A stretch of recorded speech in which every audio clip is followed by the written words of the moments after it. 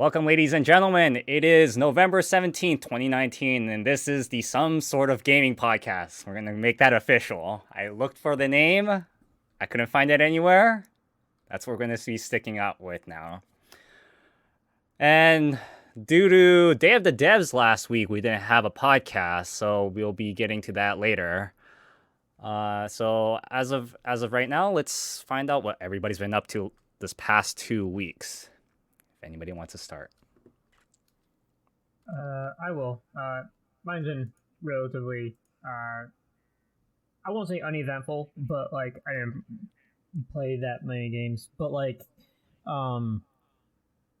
most of my gaming was actually off stream because like Death Stranding did come out, and because there's a lot of downtime in between, and there's not necessarily like story downtime, but like downtime for me to do like side quests and like just go back and forth and stuff. It's kind of relaxing just to like kick back and then just do deliveries and stuff like that.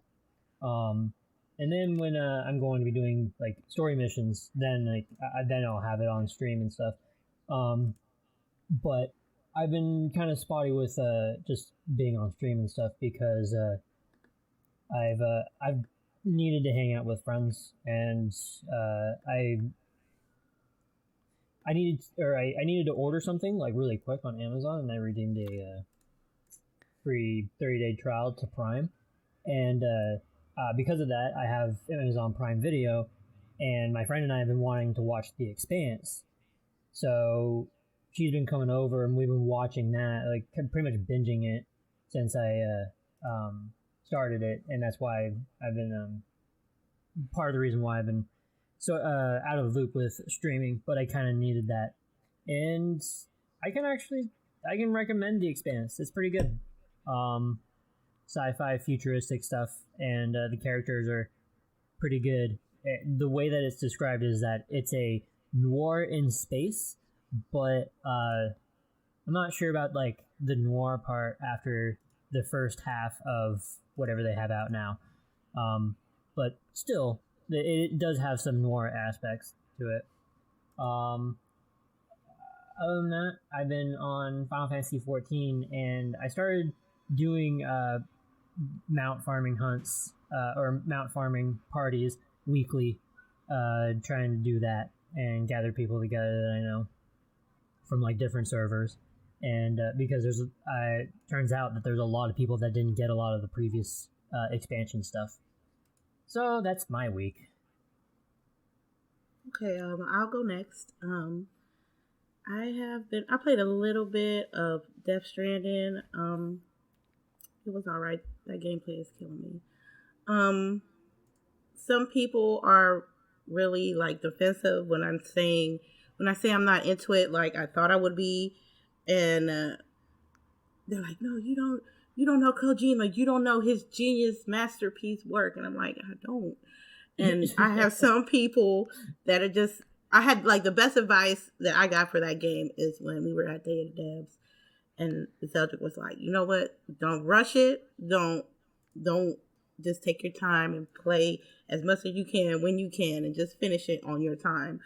And that's what I've been doing. It's a struggle for something I'm not familiar with, but I will try and continue. It's not like Mafia 3 where that mission with the car that just got me. That mission was bullshit. That mission was bullshit. I also played some Outer Worlds. I love it. I'm enjoying it. It's a big game, and I'm doing all the side quests, and I love the dialogue and the skill tree and stuff. I'm not even halfway through the game, but I'm really enjoying it. I played a little bit of Hitman.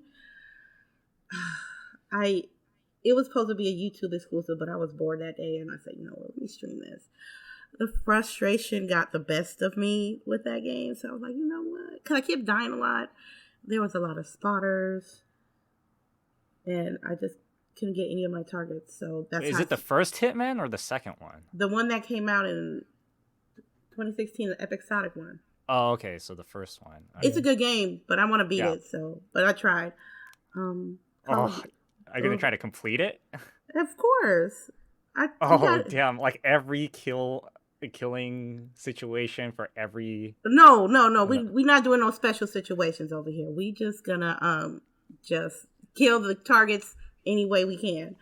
Um, I produced my first show yesterday. Grown Women Gaming Volume 95 was my first show, and I was nervous and I was extra critical with myself, but a small little audio setback in the beginning, but it was great. Also, I'm practicing my song for trap karaoke, and I'm looking up Philly cheesesteak recipes for the next. Researching Philly cheesesteaks, and that's what I did most of the week, and trying to keep my sanity sometimes. So yeah, that was my week. Did you look up how to make crab legs? I had to.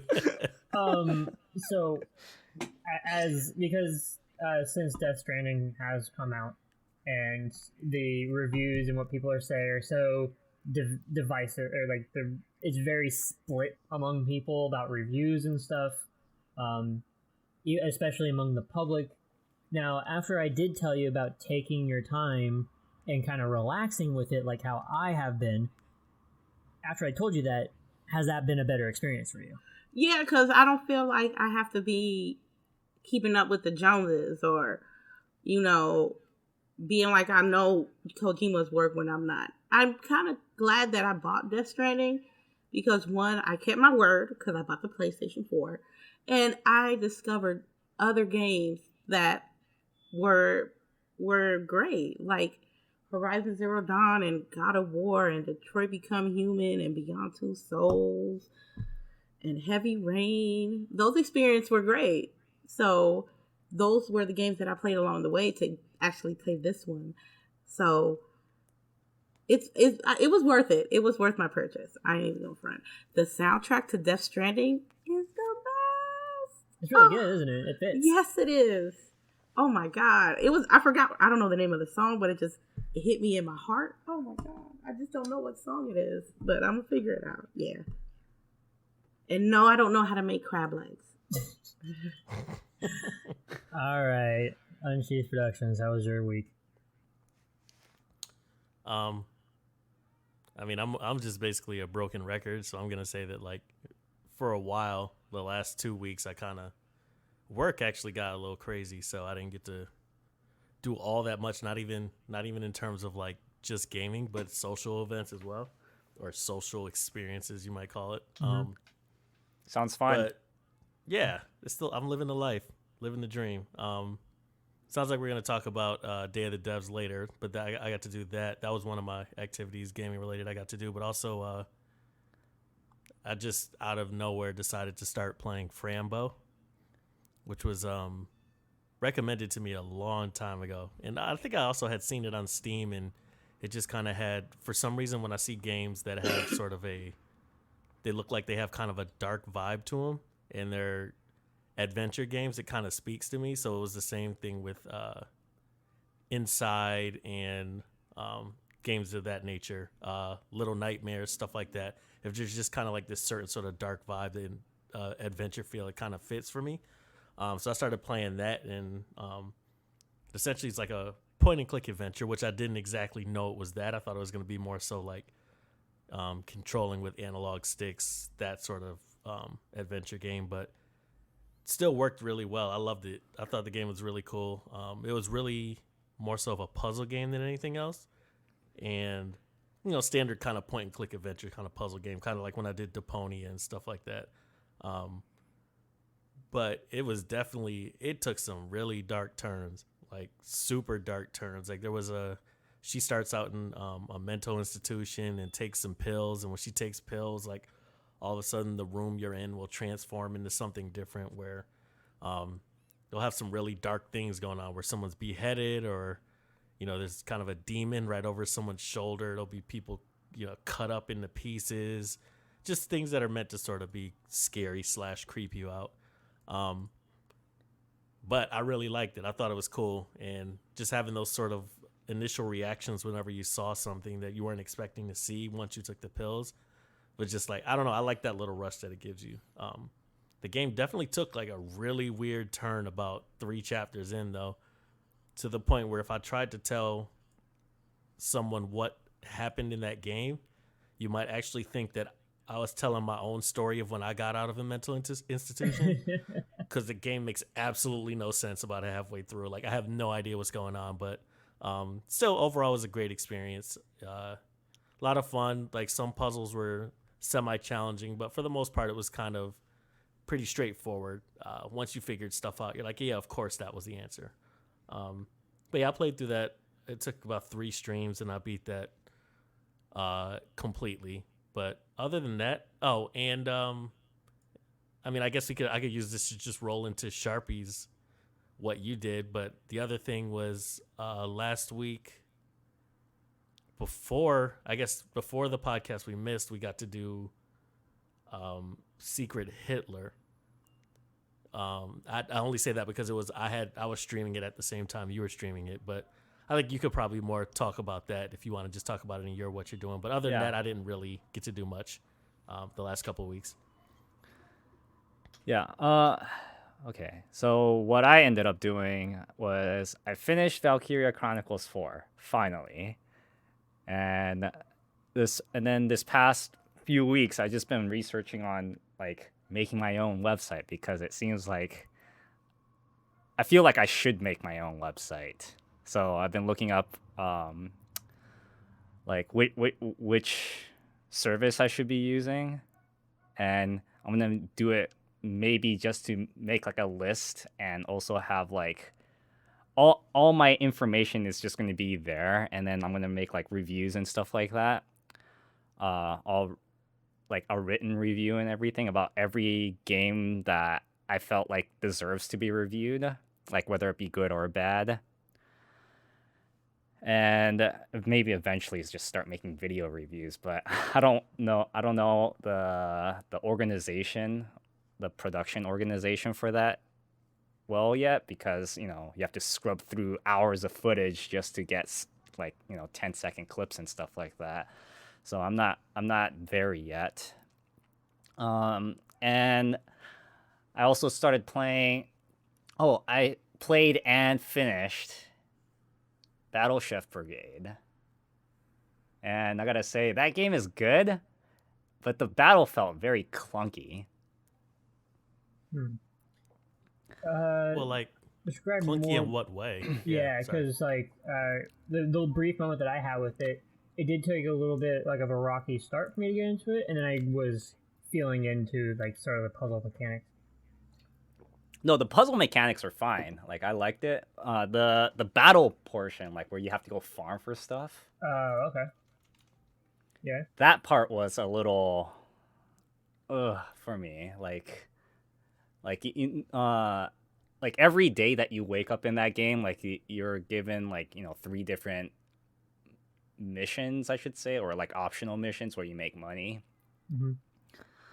And the second one always is like saying, "Oh yeah, kill 15 of these things." And I'm like, man, I feel like this is kind of a waste of time. But I need to make that 25 gold just so I can buy certain things. So I didn't like that portion. Think is like, if you didn't do that, it feels like there wouldn't be much game left other than just kind of like the big battles or whatever. Or the puzzles, like the first one where it's yeah, the guy says like, get 60 points, but you're given this circumstances, stuff like that. So sure. I thought that was fun, yeah. But other than that, and I started playing, and then like right after I finished that, I started this game called Tokyo 42. It was free from Twitch Prime, so it was in my Twitch Prime category, and I've been having my eye on it for quite a long time. So I just started that, and it's very interesting. It has like this very isometric 3D. I wouldn't call it cyberpunk, but open space combat game shooter. It's kind of weird. I don't know how else to explain it. Did you ever And play yeah, Shadowrun Hong Returns. Kong? Shadowrun Returns or Hong Kong? Is it like I that? played. No. Okay, then never mind. Yeah. You actually use like WASD and move around that way, and then you have to actually. It's real time. Everything's real time. Okay. Yeah, Shadowrun. I gotta say, it has one of the best writings in any video game I've ever played. Now, correct me. Is it the same writers from like Planescape Torment and stuff, or no? I think so. Okay, that explains why. Yeah, it has very, very good writing. You can just read it out loud and you'd be like saying, you'd be amazed on how well the writing is. Yeah. And yeah, and we played Secret Hitler. Like, I guess because people didn't seem to care about about winning. They were just trying to just play. It didn't seem all that fun. Usually, last time I played before that, it was just screaming and people were just really trying to. People were really just trying to like call people out.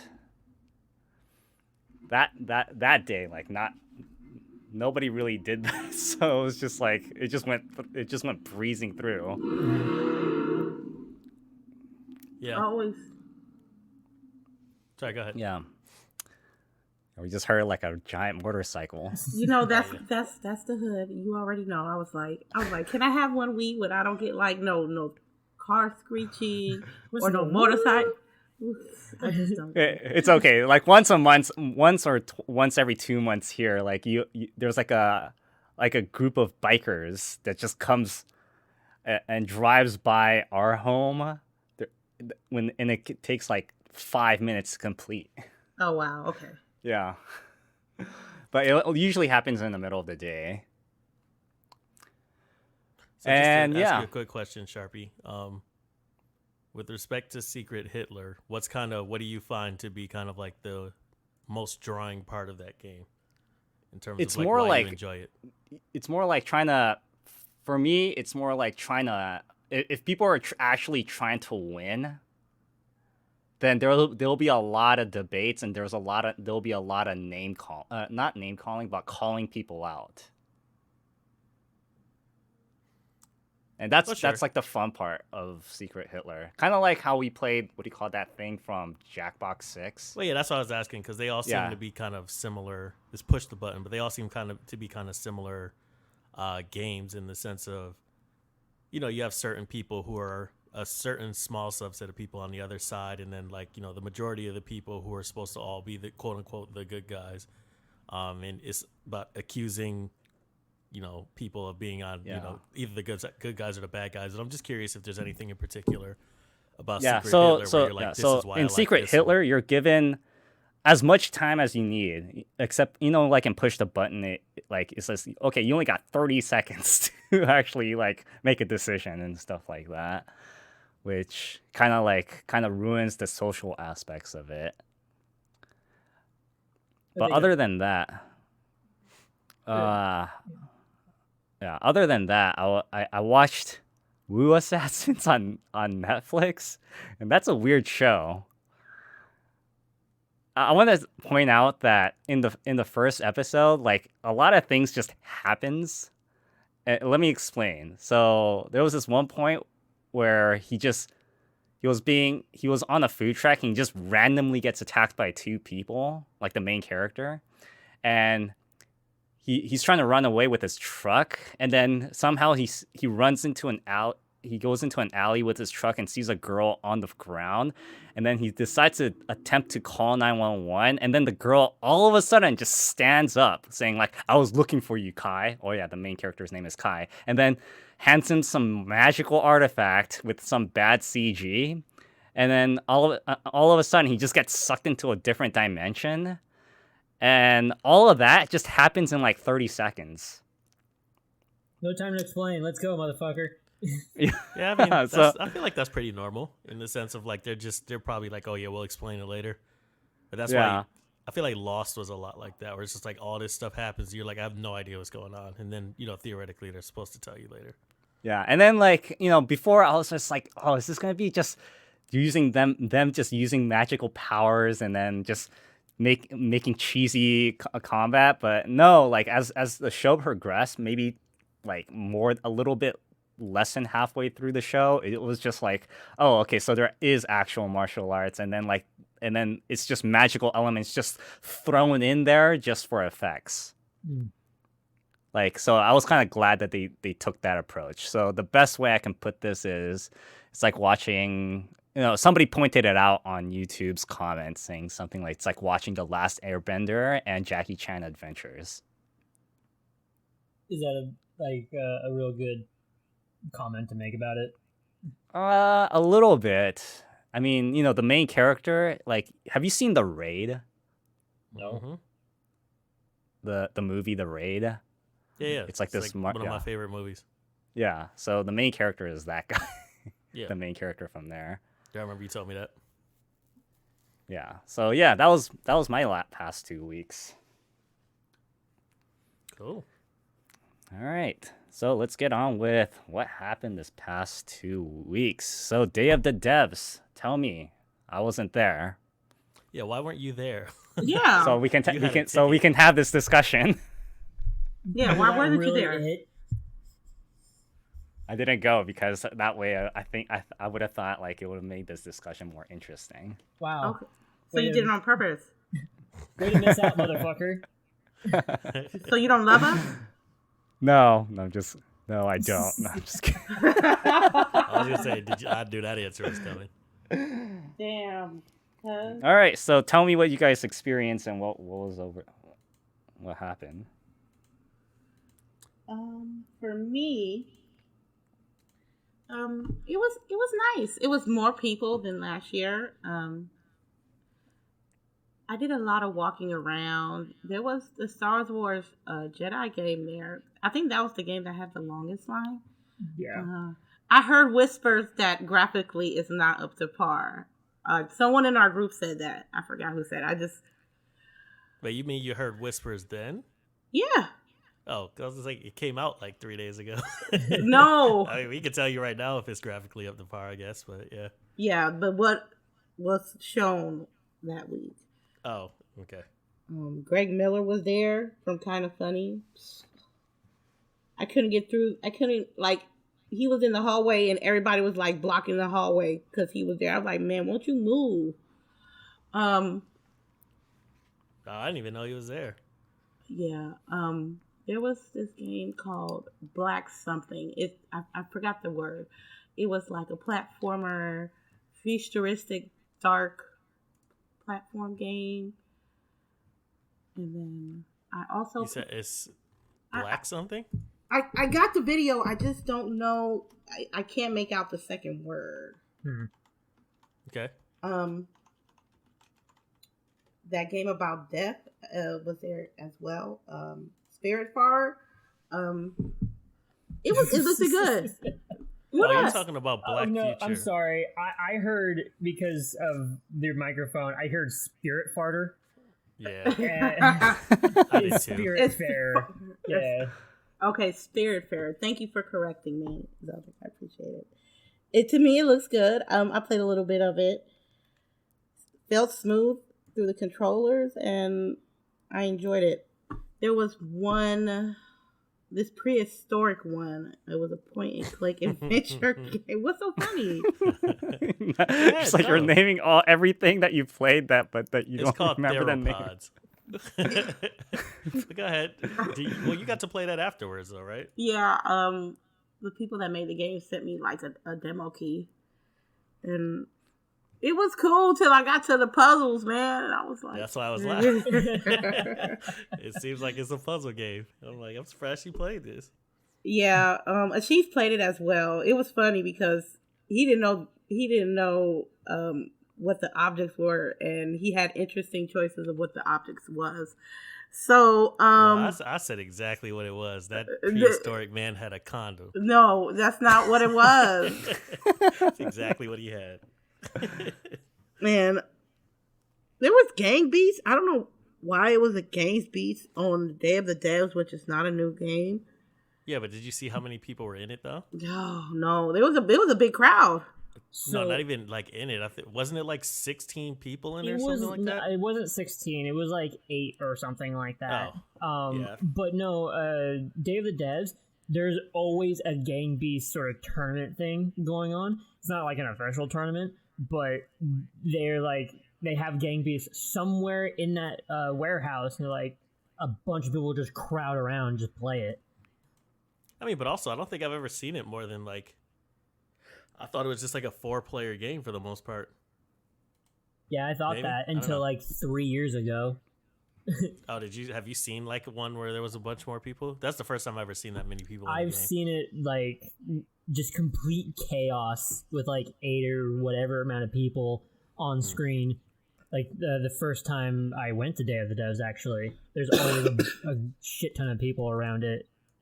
Oh yeah, no, I just meant like the number of players on the screen more so than anything else. Not necessarily like the crowd it draws, but I've never seen that many people, that many characters in one match. Is what I'm saying. Yeah. Okay. Yeah.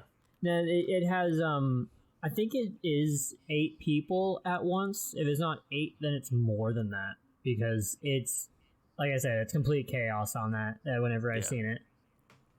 Yeah. And I took some fantastic pictures.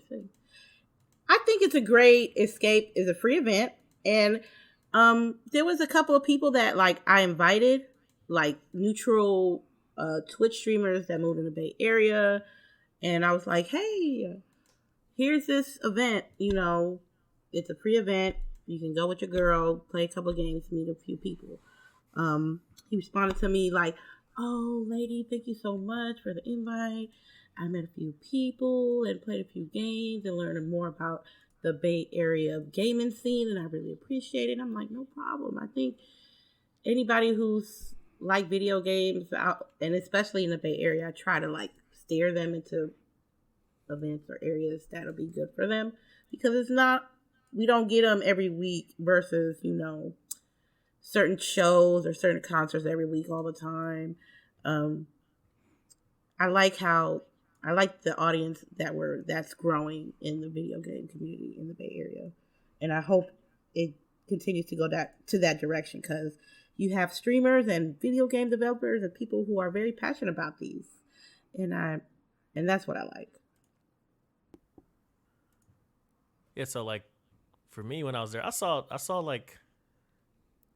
some games that actually were interesting. Like I said, lady, it was Black Future 88 was the game you were talking about. I didn't get to play that, but I saw it. It looked pretty cool to me. I think the thing I was the most excited about was probably Psychonauts 2, mainly because like once they had it on a big screen and they were showcasing some gameplay footage, and it actually, at first I was looking at it like, wow, this game looks kind of dated.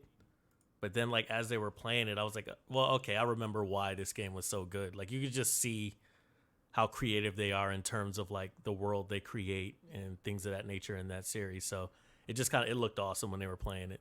Wait, once again, what game was this? Psychonauts 2? Oh, Psychonauts 2, yeah. Yeah. Oh, yeah. So there was the first that, game's then there awesome. What was that? The first game's awesome. Yeah, exactly. I never played it. Yeah, that's why you're off the Definitely podcast after this should. episode. Okay. All right. Oh man. So the other one, I think I'm a little bit inspired to try Samurai Gun 2, which is, I've seen it. They've had Samurai Gun at pretty much I think every single one of these things that I've been to, and it's just kind of like a party play type of competitive game where you're all samurai and you're trying to like rack up the most kills. Yeah, it looks super fun. And then it's like a 1-on-1 with like the top 2 people at sundown or something, and they're on the field. And yeah. It reminds me of this game called N Plus. Are you guys familiar with it? Mm-hmm. Oh, that's a good. I'm not sure why though. Why does it remind you of N Plus? I don't know. It's just the graphics, I guess. Is it because? Oh, okay. No, that kind of makes sense.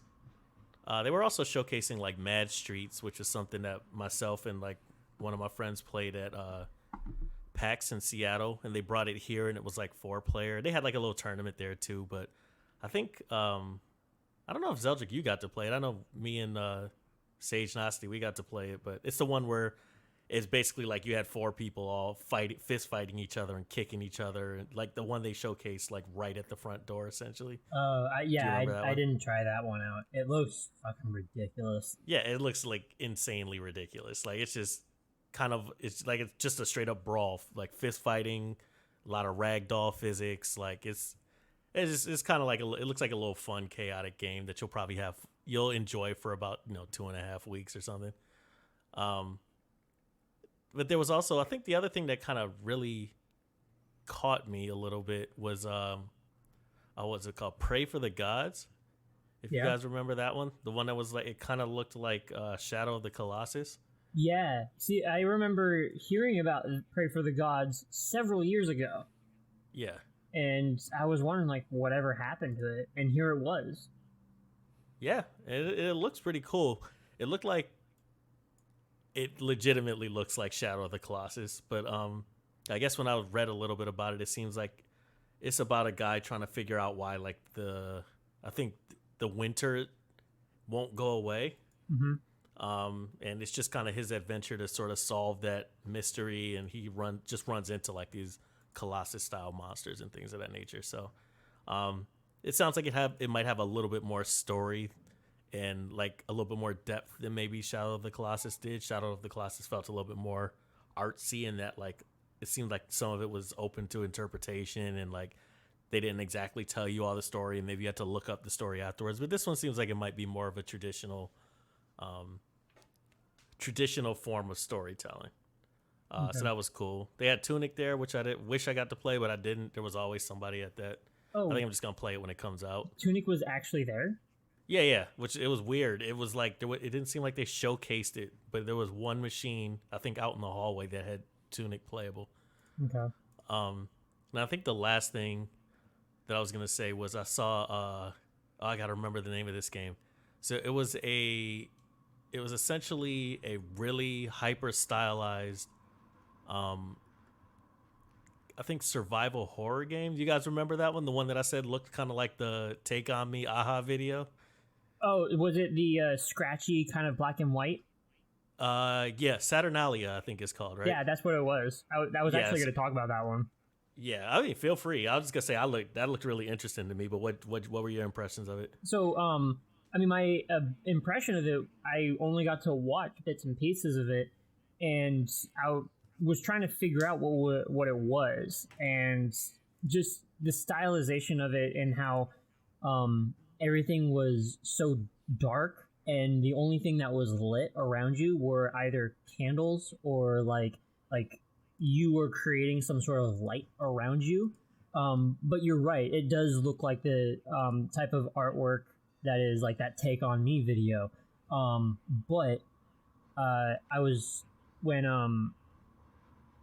trying, because of the way that the art style was, it was hard to actually see what the world was and what type of area that you were in or what region you were in. And my friend that I brought over, she was telling me that Saturnalia is actually what Christmas used to be for the Romans, and you were in Rome, and it looked like that you were playing as a peasant or a servant, because Saturnalia is a holiday where back in Roman times the rich and the nobles took a step back and they served the peasants and the servants. So it looks like that might be what the game is about, or cool. That's what the sort of angle is trying to go for. Yeah, I'm looking at the Wikipedia article on what it is. It's an ancient Roman festival in honor of the god Saturn, held on December 17th of the Julian calendar, and later expanded festivities through the 23rd of December. Mm-hmm. So apparently on their site though, they say it's a survival horror game. So we'll see how that translates into that kind of backstory. I don't know how they make that kind of a jump though. That's interesting. Yeah. But yeah, that was mainly the stuff I was interested in. Like, what about you? What was your experience overall, Zeldrick? So the ones that I was interested in, Carrion has already been like sort of publicized, there's been trailers about it. It's gotten some sort of mention out in the world in journalism and stuff. I think we actually talked about it when we talked about E3. Yeah. We watched the Devolver Digital video, and it was in there as well. You're right. Yeah, it was in the Devolver Digital press conference. Sparklight was another one, but actually that just came out the other day too. Then Saturnalia was one of them. The Drifter was another one, and I thought you would like that one because it is a pixel game on Shield Productions, but like it's a point and click, and the animations are just beautiful. Like it's so smooth in the animations for the pixel art. Cyber Shadow looked like a like The Messenger, but it's like futuristic sci-fi sort of stuff. I have written down here Megasphere, and I don't really know why. But and then Welcome to Elk was the only game that I played there, and I had to play it because we were standing on the other side of the room from the demo, and every time I looked over, there was something else going on the screen, and it looked really weird. It was like the only thing that I saw were 3 different mini games that did not coincide with each other at all. One was a beer tapping game. Another one was putting a face together, and then another one was someone singing. And so I was like, what the fuck is going on with this game? So I had to look, and I had to try it out. And so the demo starts up, and it first starts saying to the player that these are based on true stories. And I was like, okay. And the artwork is very I don't know how to put it. It's like cartoonish, and very bright and colorful. And I'm not sure if I'm really pointing it in the right direction. If it just looks like the art direction is very indie, and the sort of text dialogues are very kind of Portlandish. You know what I mean? Kind of how it's like humor that is just either way too wacky, or it's just humor that is really flat, and it's not. Yeah. That seems to be like the sort of air that you get when sort of a very indie vibe. It's like, why not both? Exactly. Excuse me. And so it first starts off like, okay, well, let's sing a song. I was like, okay, so you press certain buttons, and it goes back and forth of actually playing the notes that you played. And you're playing in a sort of like afterlife that's called Elk. And then you go to find some guy, and he has a backstory of missing his mom and dad. And he wants to find his mom and dad, and he's like, okay, but like he needs to make a present, and that's where you start making a face on a balloon. And it just kind of doesn't really make sense. And then you go to the bar, and then everybody's at the bar, and you start pouring people drinks. And then someone, after you pour beer for everybody, you just go to one person, and she's like, your main character asks like, oh, how's your husband? It's like, oh, my husband's not here anymore. And then like a squirrel just like hops on the table of a bar and then runs away. And your character's like, what the hell? Why is the squirrel doing here? And they're like, well, I don't know, but like squirrels are tasty. What do you mean squirrels are tasty? You eat those? And she's like, yeah. Well, let me tell you a story. And then it goes into the story of like why she eats squirrels. But then it's her and her daughter hanging up clothes, and then her husband comes along, and they're having a good time. And then 2 biker dudes that show up previously in the demo come up, and they're like, we're gonna fucking kill you. And they pull out a gun, and the wife is like, no, don't kill him. And there's a lot of like drama or like crying back and forth. But then when the guy is like, because I had to do it when I was in prison, I had to save myself. And the wife is like, okay, well, let's sing you one last song before you have to go and you have to die. And so you do the same mini game again of singing, and as it keeps going in the rhythm, then the biker guy comes out and then pulls up a gun, and then just you hear a sound and it goes blank. You appear back in the bar, and it has this sort of like weird minigame interaction where like it kind of starts drawing you in with the tone. And when you get back to the bar, you see a guy and you go to talk to him, and it plays this video, and he recounts the story that he and his team heard when they were traveling throughout the country of this woman who had to eat squirrels because of that same situation. Her husband went to jail. And when he was in jail, he had to side with a gang, and when he sided with the gang, he saved himself by killing somebody in prison. The other gang didn't like it, and so when that happened, he got out of jail, and when the gang came back to kill him, they took a shotgun to his head, blew his head off, and then after that, they had to eat squirrels because they didn't have a husband to work for money. So they were just eating squirrels. It was really weird, and it was like this kind of like jerk of back and forth of not expecting a serious game, but it was a serious game.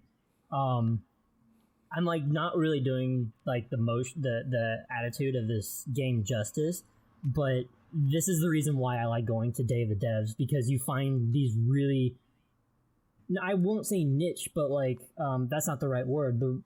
These diamonds that are there of like people that are wanting to either create a message or tell a story or make a game that they want. And I think that's it's really cool to be meeting some of these people who have stories to tell, and they put it in game form. Man, that was a very inceptive story that you just gave out. Yeah, I'm starting to think Frambo was about Zeldrick. I was like, like, damn, dude, what is this story about? That's exactly what I was saying when I was like, if I tried to describe it, I might sound crazy. That's kind of what I think. I think that was a perfect example where it's like, I think what you're trying to say is it's nice that like when you go here, you get to see these developers who can take like some risk and like try to tell like an interesting story that can have messaging and all that kind of stuff, like rather than just kind of some standard basic video game story. The other thing about Day of the Devs is that I don't know how often it is, but all the games that I tried out since I've started going, almost every time one of the developers is standing right there, and you can chat them up and talk to them about like what they're trying to do or how they got into it and stuff, and like get some sort of backstory on them in the game and their team and stuff. It's really cool. Yeah. And actually, I just wanted to bring up one more game, and this could be quick because I just want to say, did anybody get to try Not for Broadcast? No. I watched that and I was so lost. I know exactly. I kind of want to try it. Yeah. I know exactly like the position that you're in and what the job was that you play, but what you do, I was completely lost. So I mean, just based on like what I've read about it, like just so you know, too, Sharpie, is basically I think they just had an election of some sort or something like that, and a new government just came in, and they put you in the middle of you're a person in charge of a news broadcast, and basically you get pressured from the government in terms of what they want you to show on the feed versus like what you can show, because I guess you can kind of rebel against like the messaging of the government and stuff like that. So you have like I think 4 feeds or something like that, and you get to pick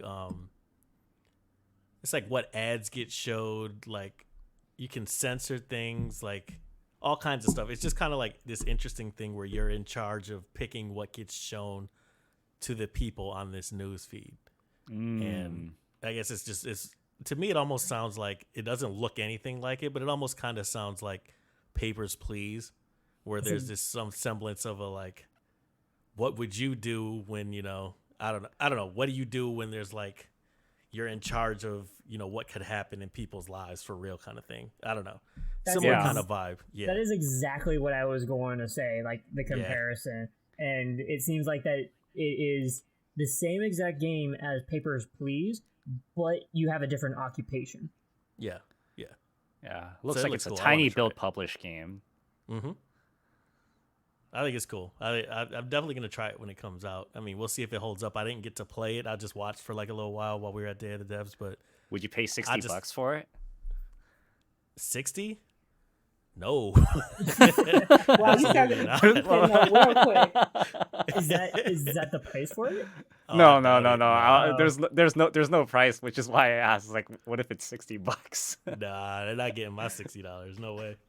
And very briefly, I will mention 2 more games. One is Red Lantern, which as soon as I saw the placard, I was like, "Is this about the Red Lanterns?" And I was disappointed. But no, it's a dog sledding, and that one. Yeah. I think it's like before like the Iditarod was a thing, but like you play as a dog sledder in the snow. And then another one was Cloudpunk. That one was there, and that one you drive a taxi in the future where all the cars fly, and you have dialogue while you're in the car. And I don't know what else you have to do besides that, and like go to a building. Yeah, and I've been following switch that cars. game for quite some time. Yeah, that was there too, and it looked really cool. Cool. Yeah, overall, Yeah. it's a great. I think it's a great event. Everybody, all of us seem to enjoy it. I don't know Yeah. about Lady Infamous with her like $35 fries or whatever. I didn't buy no fries for $35. Oh, yours is like $4, right? That was like the only thing that was cheap there. I was like, I Right. want fries. Yeah. So you got your fries, and Zeldrick didn't get his donut because they ran out. I didn't get my donuts. I didn't get there early enough. Yeah. Fucking bomb as fuck donuts.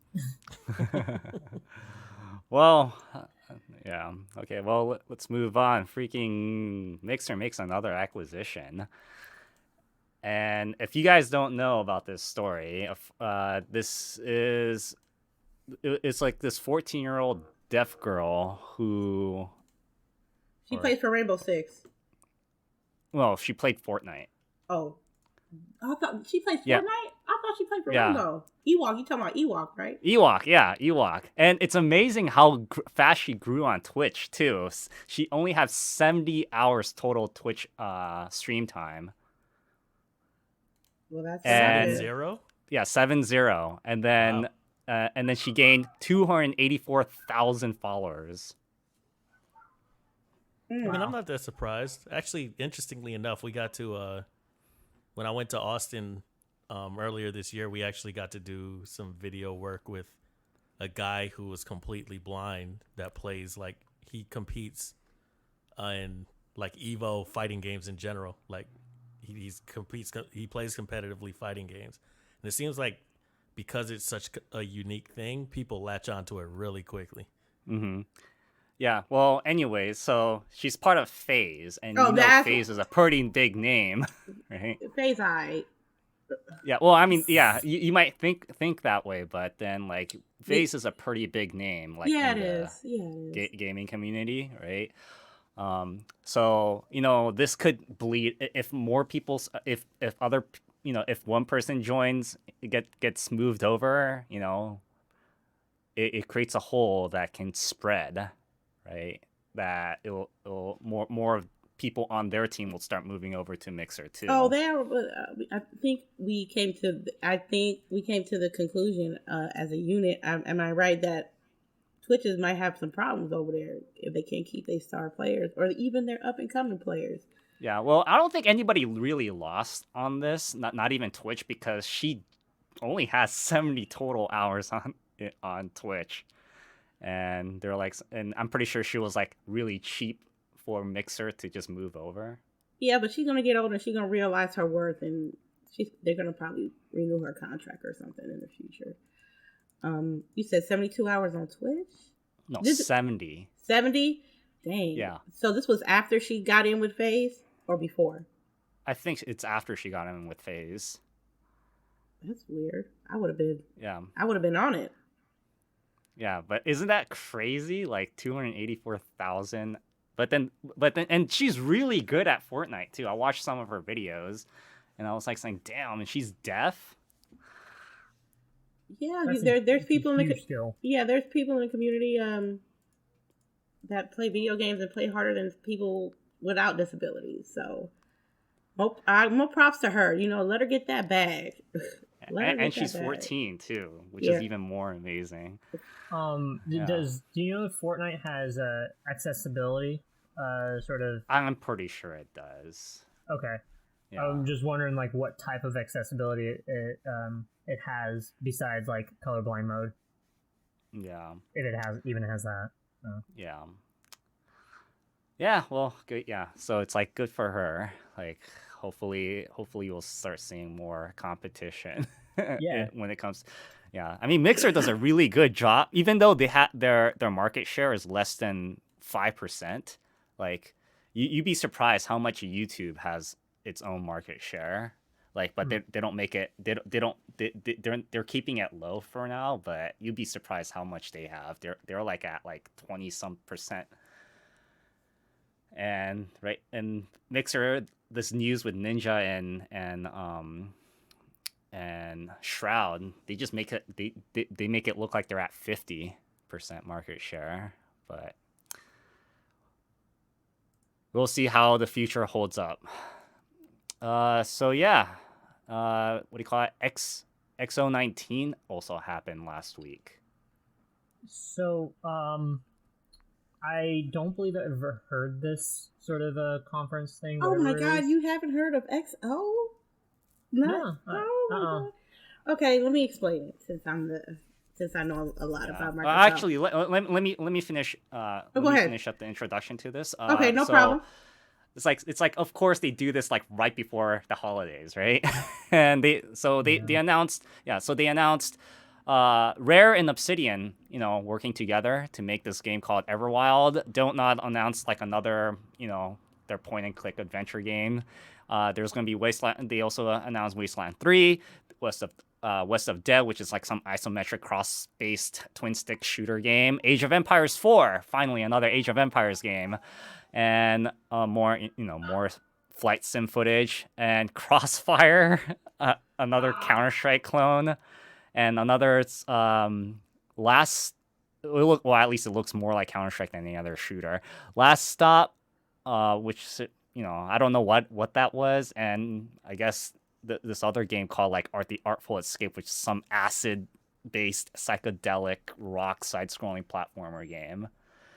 But yeah, a couple of these I want to mention real quick. Remember, at E3, Crossfire had a cinematic trailer, and we didn't know what the fuck it was. You guys clowned the shit out of that. I watched that. And then what's it called? Oh yeah, Kingdom Hearts is going to Xbox too. I guess that's what was. Oh yeah, and Final Fantasy, everything from 7 on.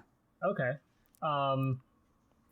We did see Wasteland 3 at E3. And then otherwise, a quick glance at this. Yeah, I don't really see much. For me, it's the Final Fantasy that got me hooked. Because I wanted to play earlier titles, but I heard that after Final Fantasy 7, that the game is not as fire as it should be.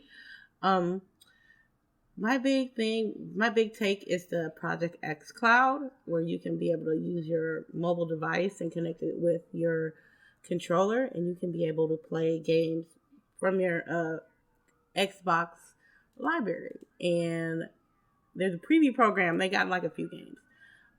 That sounds really cool. NFL 20, Madden, Devil May Cry 5, Tekken 7. They're trying to bring 50 titles. I don't know about Stadia, man. Or Stadia. Let me say it right.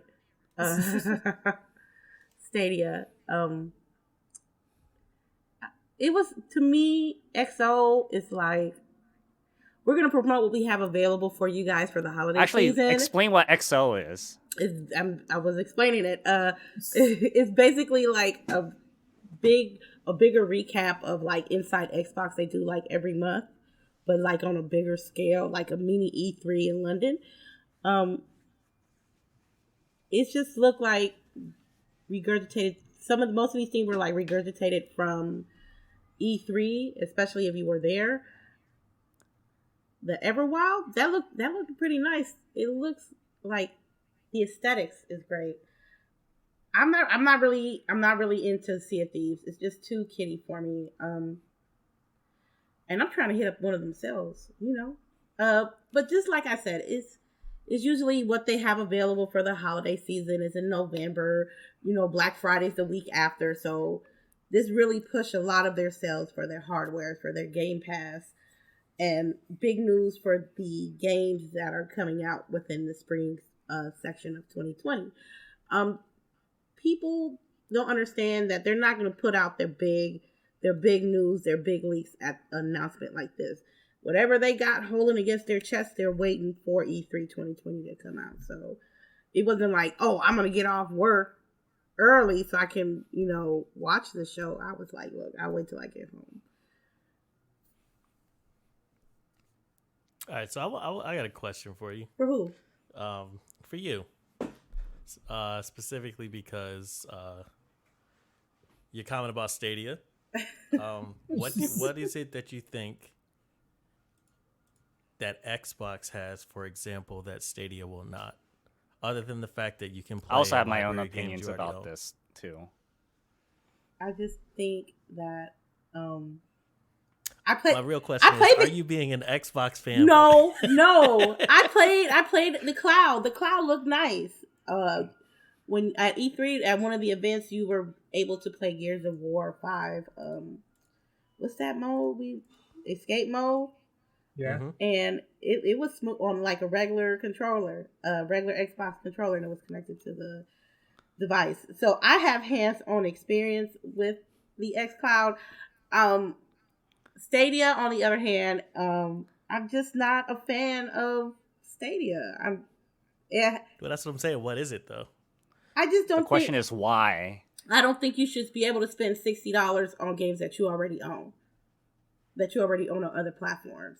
I think you should be able to. They should be able to find a way to like make new IPs for the game or get exclusive rights to some games. And what I'm seeing from Stadia is just games that I already own. And word on the street is you guys are not even going to get some of the stuff at launch. So No, we'll talk about that later. okay, I'm just saying. Yeah, I'm just saying. Yeah, but I guess the main reason I ask is because like you know, I've listened to your podcast and we've also talked about like Stadia on here and things of that nature. And the thing that what I've always heard people say is like the concept of whether or not you'll be able to do it, not because of the games, but because of the fact that it's playing over a Wi-Fi connection. And everybody's complaint seems to be like, oh yeah, well, you know, I don't know if I'm going to have the connection to be able to support it or blah, blah, blah. But xCloud is going to be the exact same thing. It'll have the same issues that Stadia has in that sense. Yeah, but at least I have games already in my catalog to play with. I don't have to spend another $60 on Destiny 2. Tripping. Yeah, but okay, but that's going forward though. Realistically, meaning like, let's just pull out a weird example, say Gear 6 or whatever. Okay. Let's say Gear 6 ends up on Stadia and you want to play it. You still have the same issue when that comes out. You have to buy it on something, and if you buy it on one, you can't play it on the other. Yeah, it'll be an issue. So I guess I don't necessarily understand what the major difference is between Stadia and xCloud, except for the fact that one of them is Xbox. Oh, wow.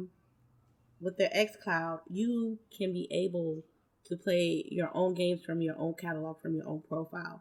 With Stadia, they're going to give you like probably a couple of games, but if you want to start your collection, like I said again, you will have if I get the Stadia tomorrow and I want to play the games that I already own on Xbox, I have to double and triple dip on the games. And I can't, I'm already triple and double dipping on my other consoles. I just feel like I don't want to do that with Google. Okay, So how is that any different from doubling down with PlayStation and Xbox? So here's the thing: is just it's what we've already been going through with other consoles that we have now. The PC and PS4, Xbox like consoles, like there's that split. What do you buy your game on and stuff like that.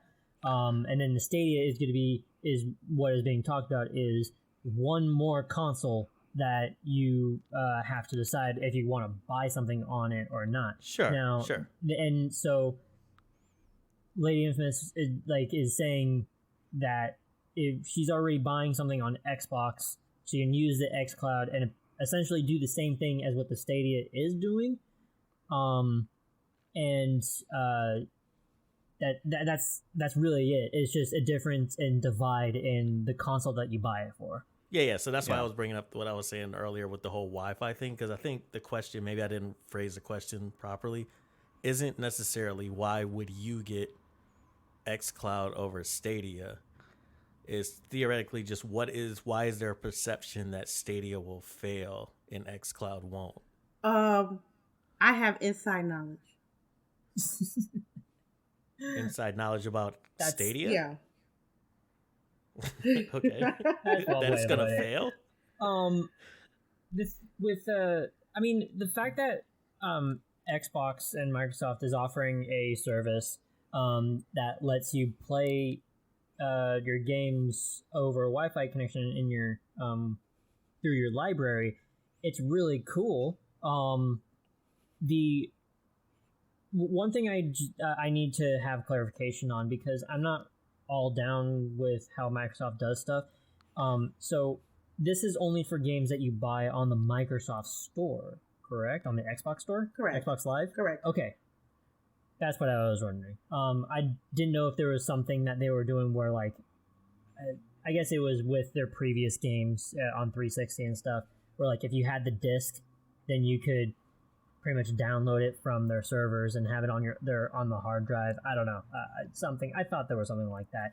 And I was wondering if you had the Xbox One game, the disc for it, you could then ring it up on your phone, and then if you're away or whatever, and say, I want to play this game that I have the disc of, then you could just play it on your phone.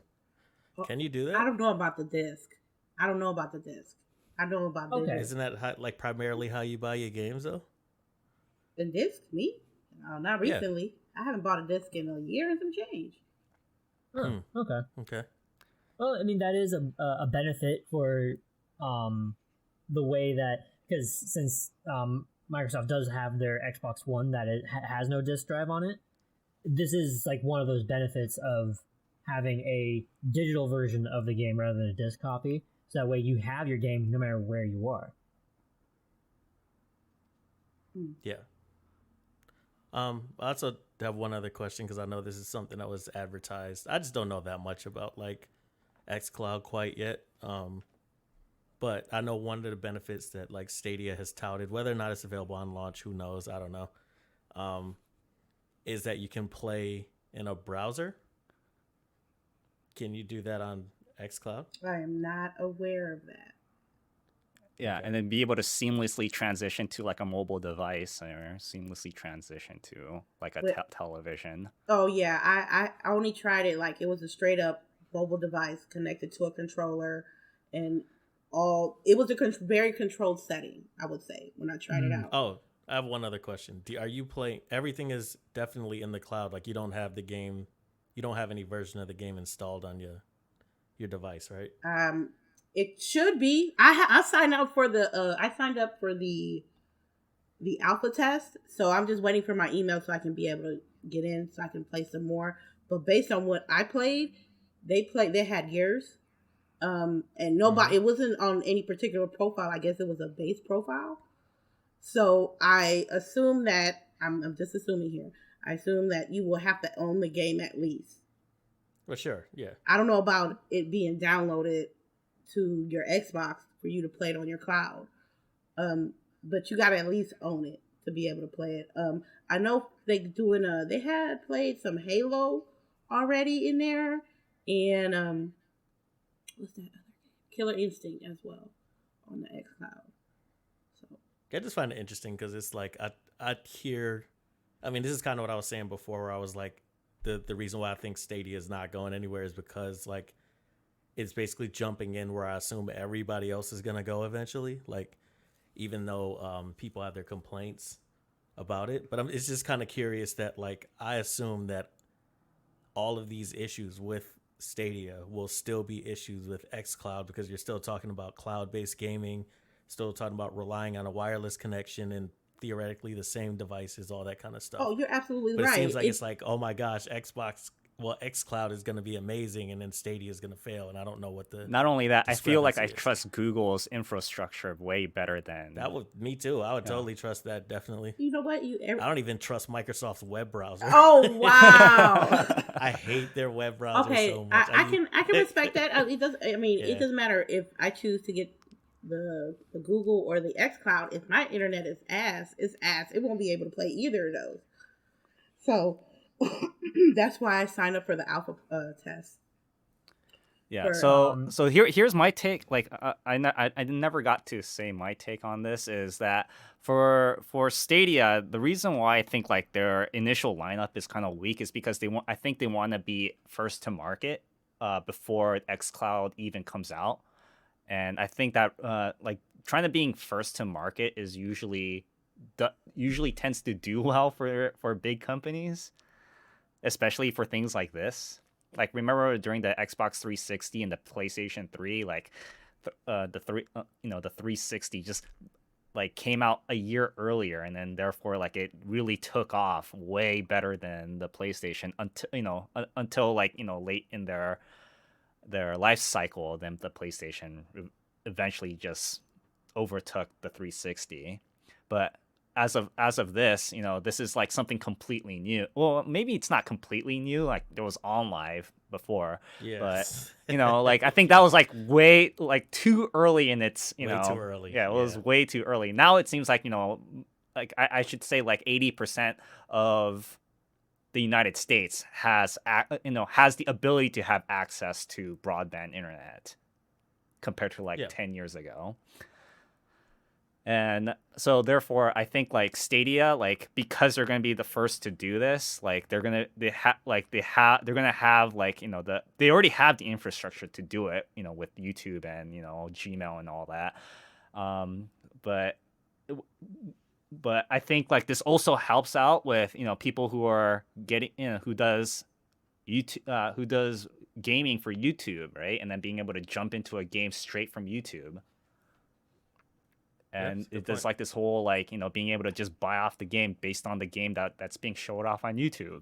And if people are live streaming on YouTube, which is also another thing why I think YouTube might be like a place to go for live streaming eventually, because of Stadia, right? Like Stadia will eventually start when it starts picking up and more people are going to get into it. Like you're going to be able to just jump into a game with your favorite streamer. And and YouTube already has like a 20% market share on live streaming, so there's like it, and they're keeping a download on this right now until I'm pretty sure until Stadia actually comes out in like a few days. Yep. So I do want to actually make a notion about how many people in America do have broadband. And from Pew Research, it's 73% of adults have home broadband. But how many people would have access to it? Like have the ability to have access to it, not what they already have now. Well, okay, but anyways, not just limited to an Xbox One controller for the xCloud. It's also you can use a DualShock 4 for it, and so it's not a it doesn't seem like that it is a if you you download a portion of the game or anything like that, you have the app on your phone and you do the exact same thing where you are streaming the game from Microsoft's servers. Yeah. Okay. Yeah, so next stuff. Did you guys know about this? This guy named Jarvis, also from FaZe, got lifetime ban from playing professional Fortnite. I heard about this, but yeah. The title that you're not putting in is he got banned for cheating. Yeah, and cheating. Yeah, and put it up on YouTube. So I have some thoughts on this. And I also watched the entire video of his apology too. And yeah, there were some crocodile tears. But I will say my piece, and then maybe if you guys have your opinions too. So what I want to say is, yeah, sure, there are some crocodile tears in that video.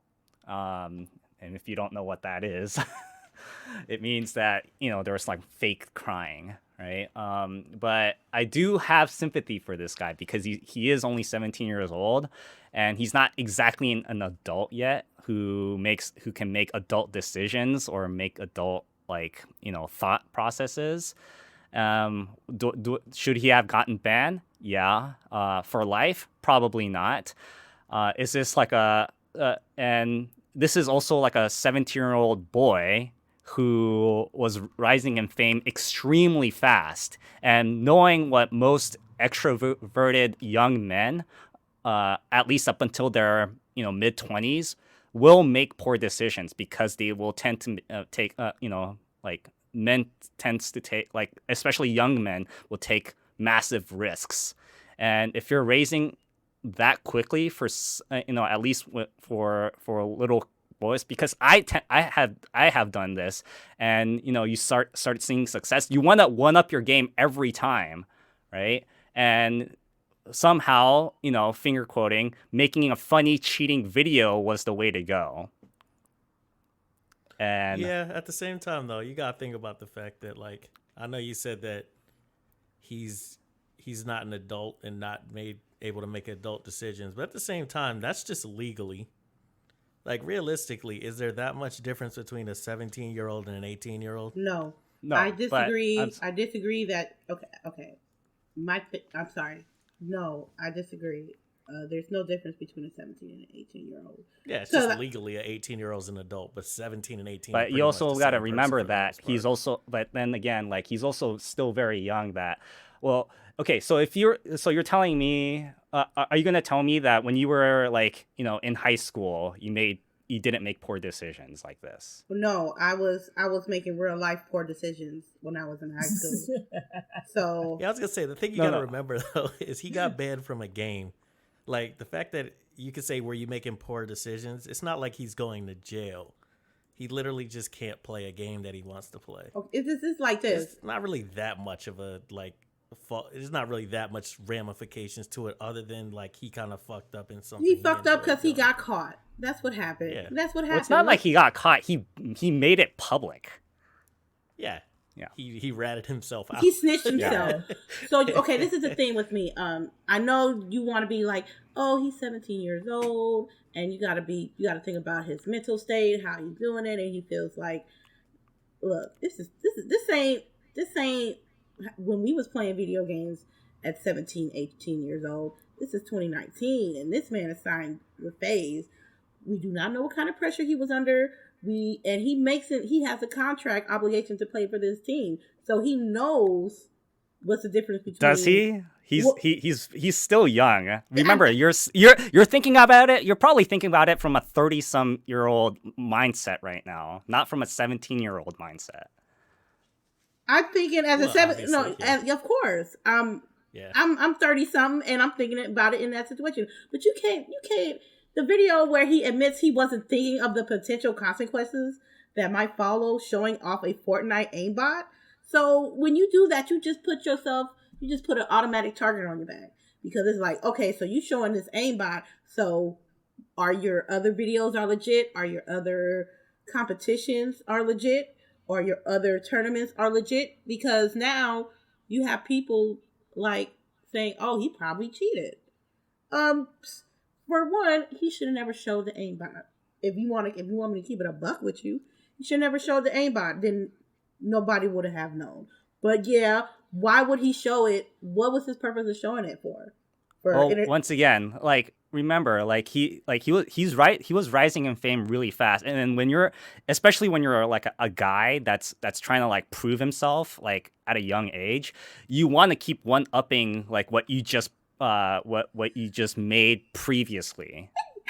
Excuse me. Okay, here let me ask you a question though. I don't know that much about him personally. When you say he's rising in fame, in what sense?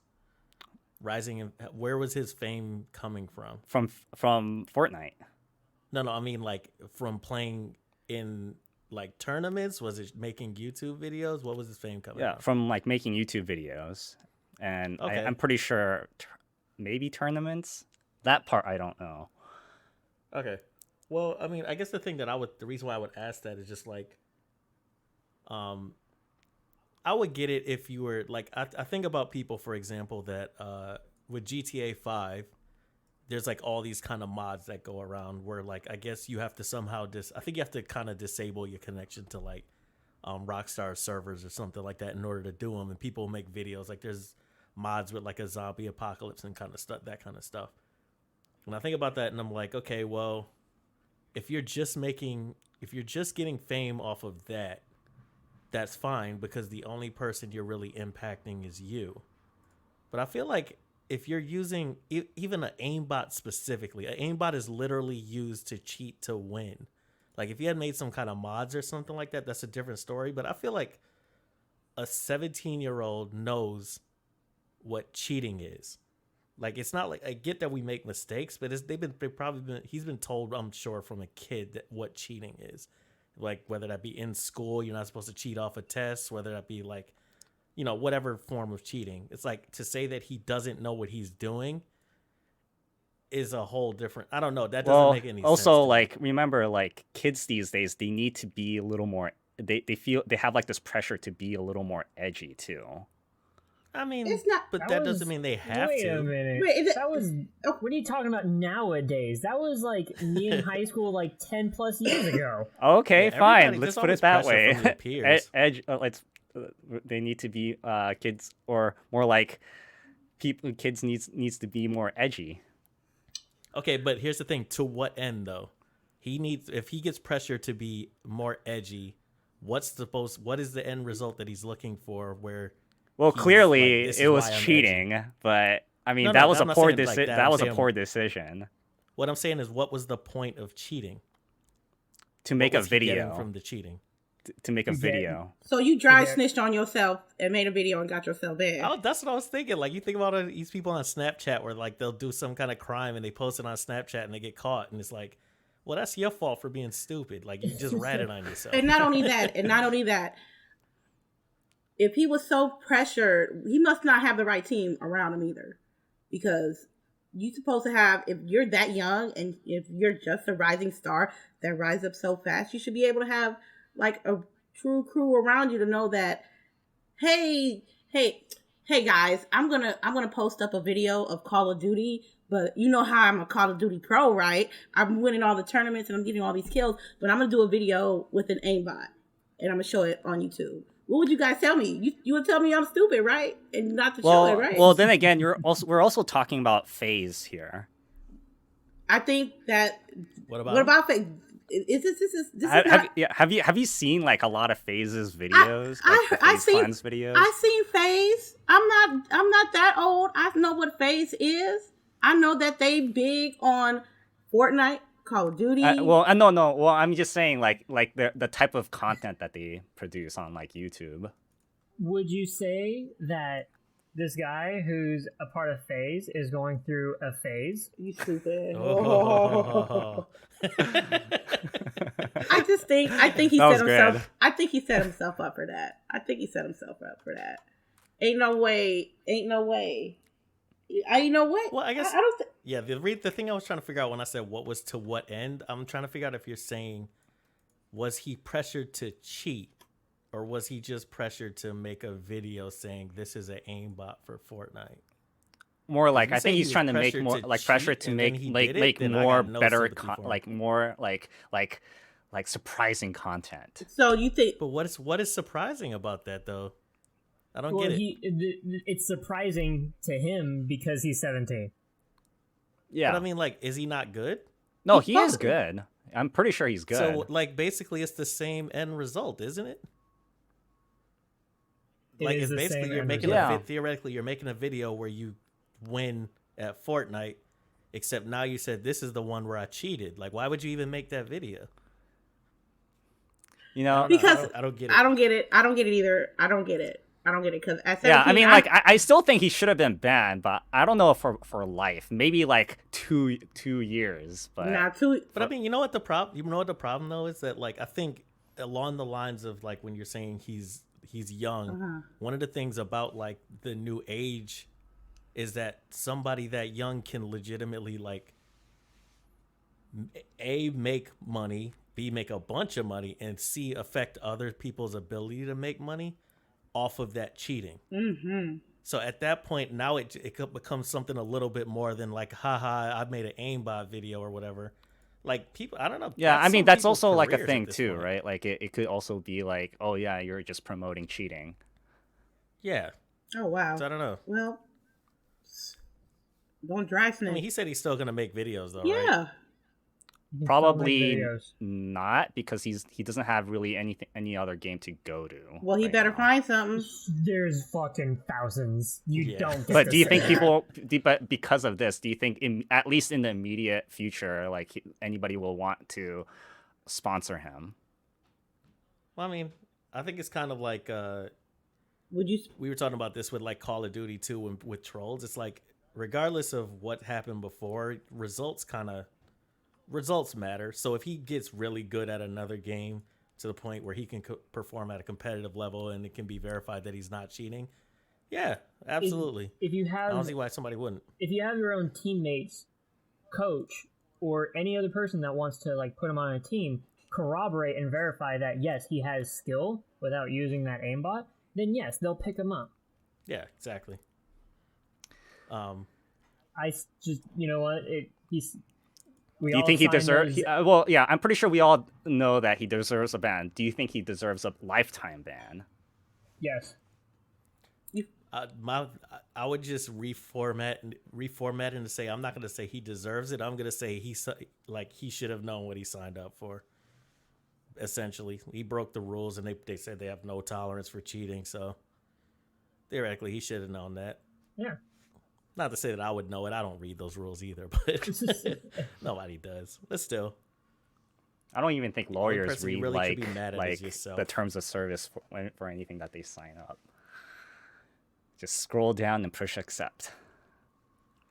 you think he deserved it, Lady Infamous? A lifetime ban for Mhm. Fortnite? In Fortnite. Yeah. At this day and age, yeah. Because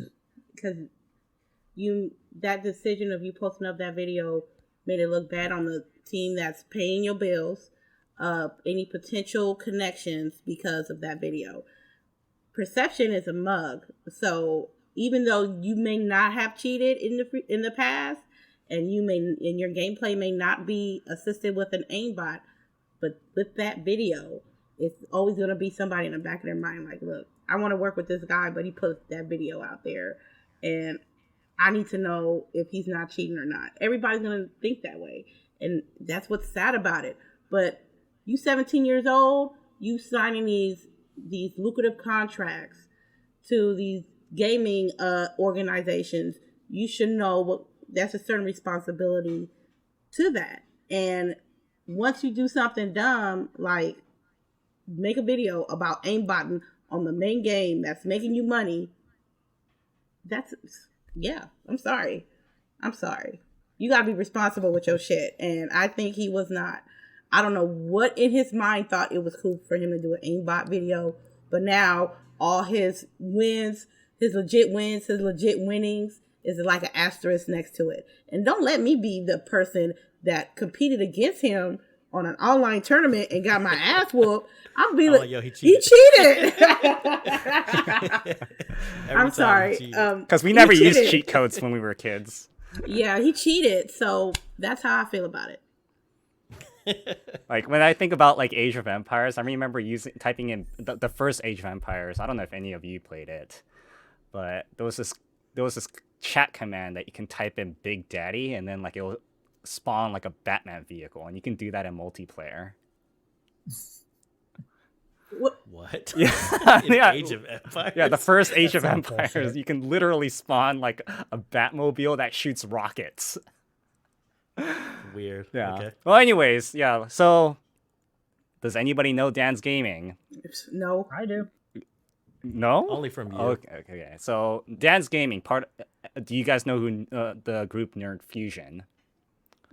Only from you. No. Yeah, I do. Okay, so yeah, so Nerd Fusion is a like a, I would say a company slash group, right, of streamers, and basically Dansgaming, he's fairly old school on Twitch, or I would say he's really old school on Twitch, and like he's generally a good guy. He doesn't do anything controversial. Like he makes very good content. Like he makes very good engagement with his viewers, and he got slapped down on his recent emotes for being sexual content. And just to continue with this, this is too sexual for Twitch, and and banned his instant upload of what do you call it, of emotes for 90 days.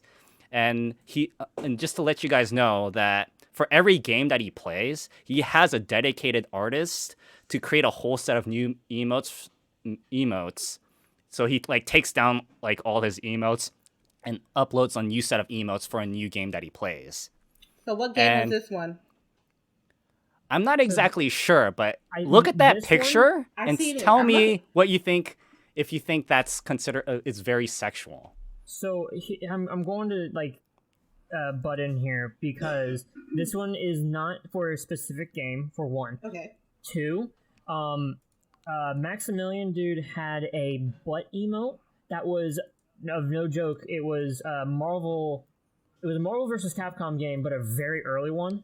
I think it was Children of the Atom. It might have been. I don't know, but it was of Wolverine's ass, and it was just that, and it got taken down. Okay.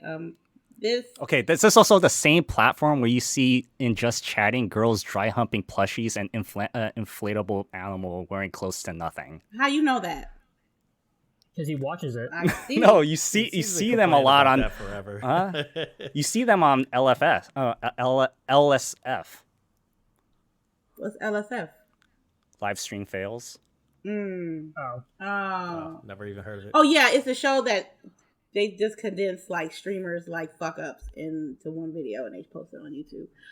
Or wins, yeah. Or wins, yes. This is not offensive to me. It's not, trust me, this is not sexual.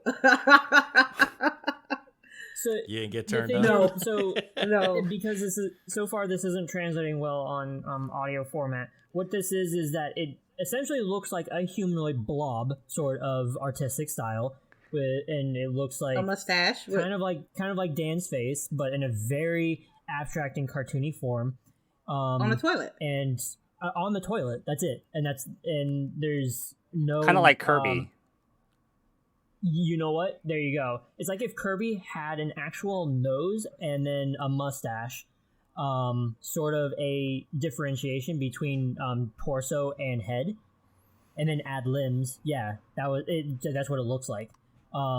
And this is that was a wrong move or decision. This is stupid. You know, Twitch. For me, I think there's somebody at Twitch that doesn't like Dansgaming. Don't you know that the lore of Twitch is like only the hot girls don't get banned, and it's very one-sided when it comes to banning. This banning is hella stupid.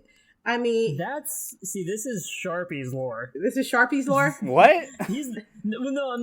I'm joking because like you are the one that always brings that up. Okay, do you guys know? Okay, so I was watching like on how banning works on Twitch, at least from Devin Nash, who's also part of Nerd Fusion. He's a marketing manager, or he's like the head marketer guy for Nerd Fusion. He has a lot of connections with like Twitch, YouTube, and like a lot of people in the gaming industry.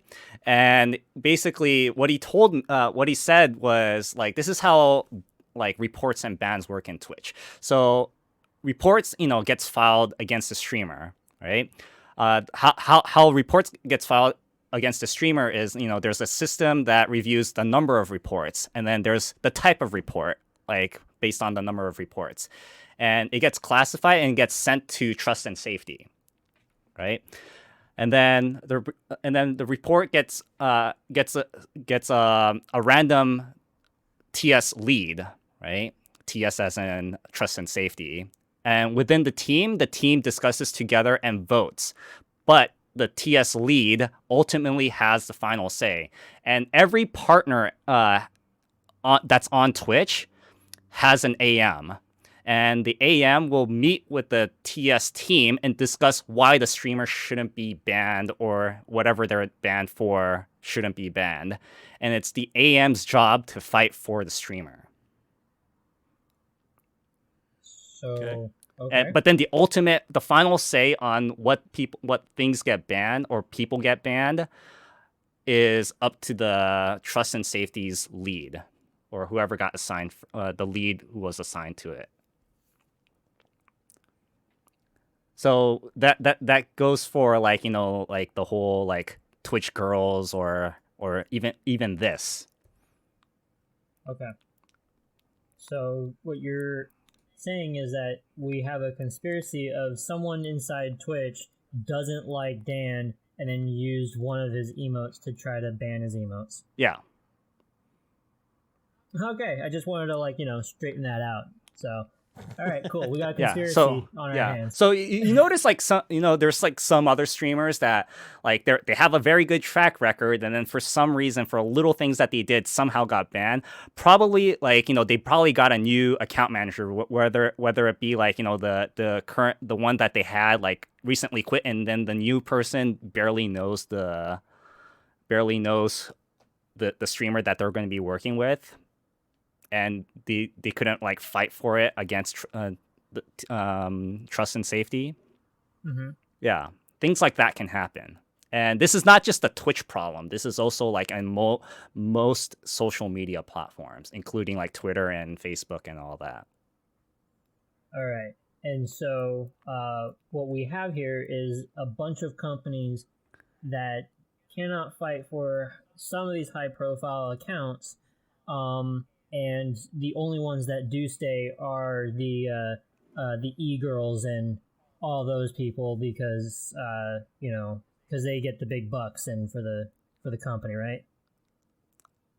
Is that what you're saying?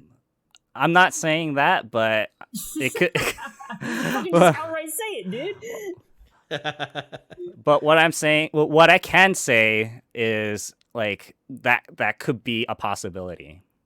Okay. Right, like, you know, like the you know, the trust and safety team like really likes the girl. That could be a case.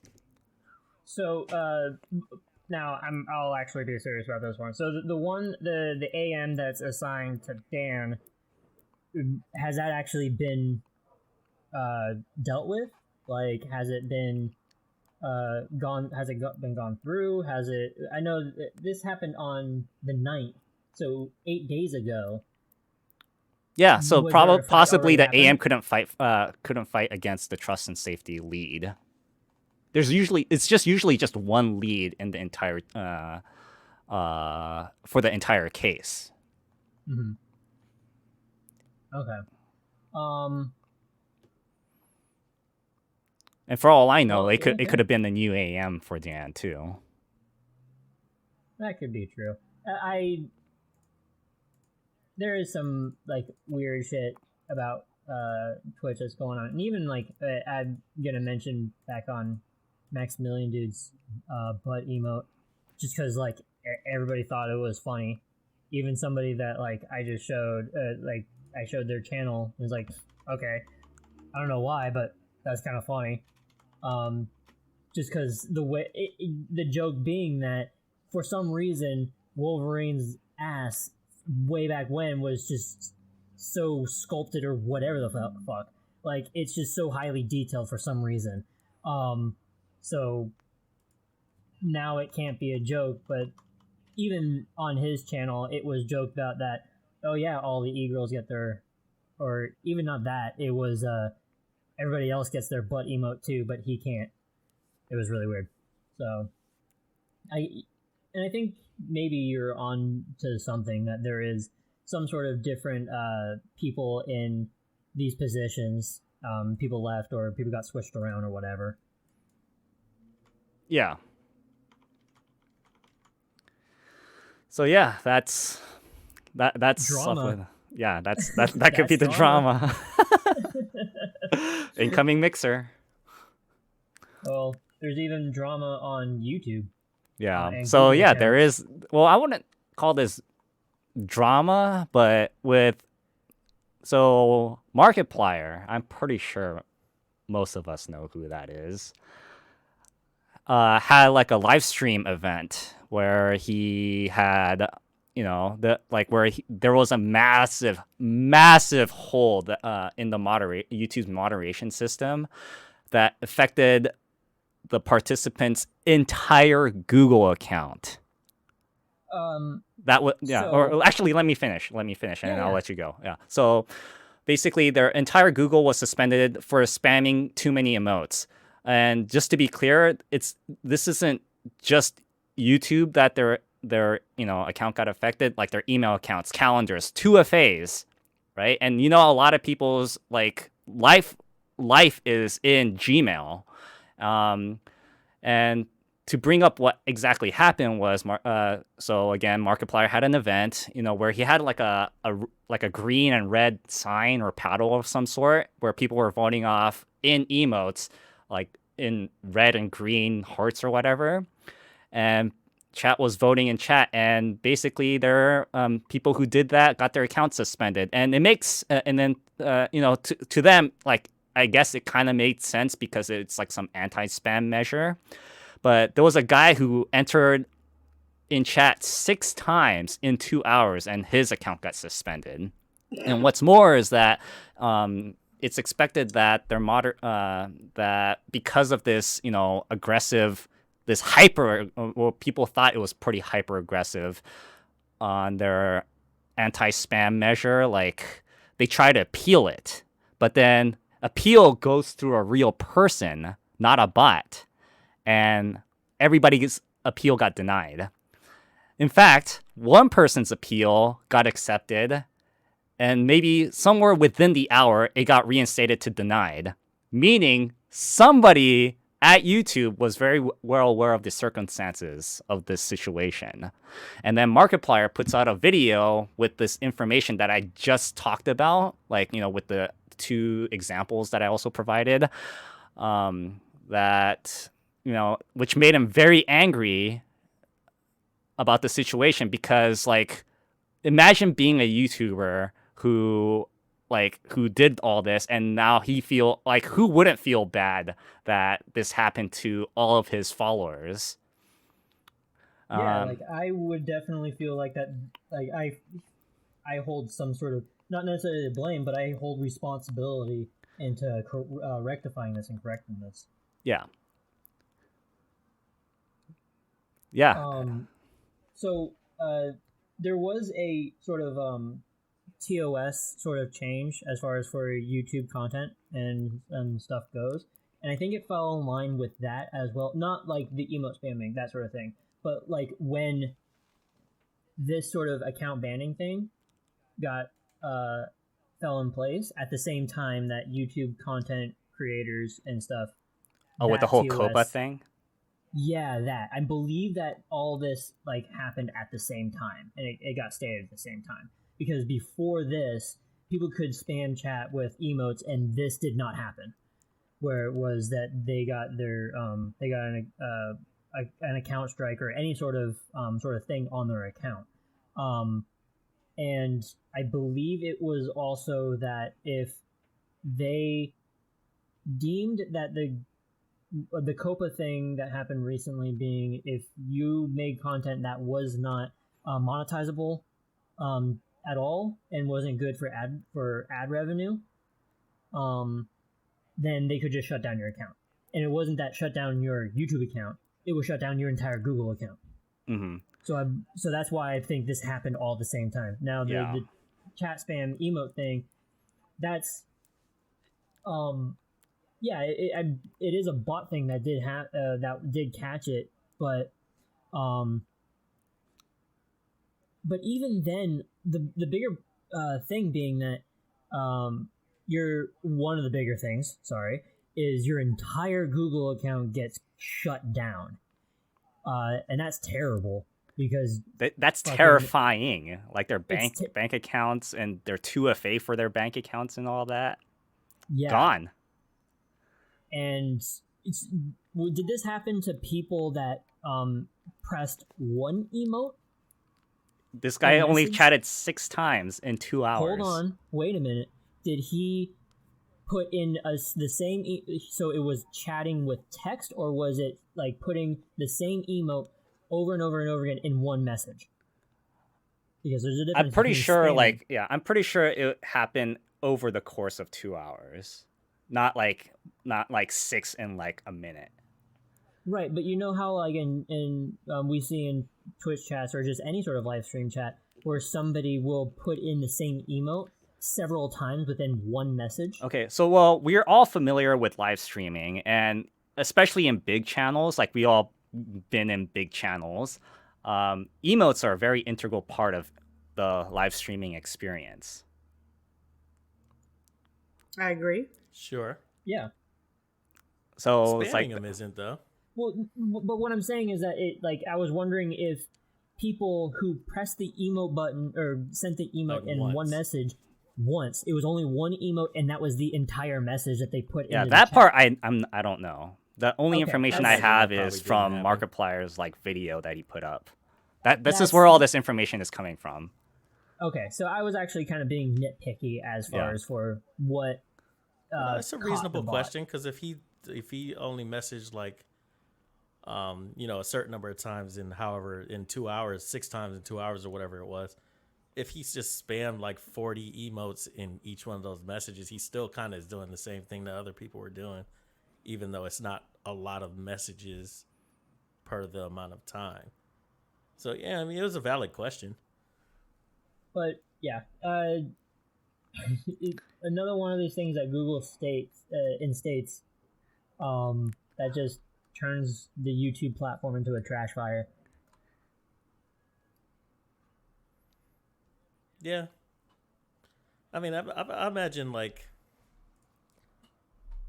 I'll put it this way. I think, along the same lines of what we were saying with the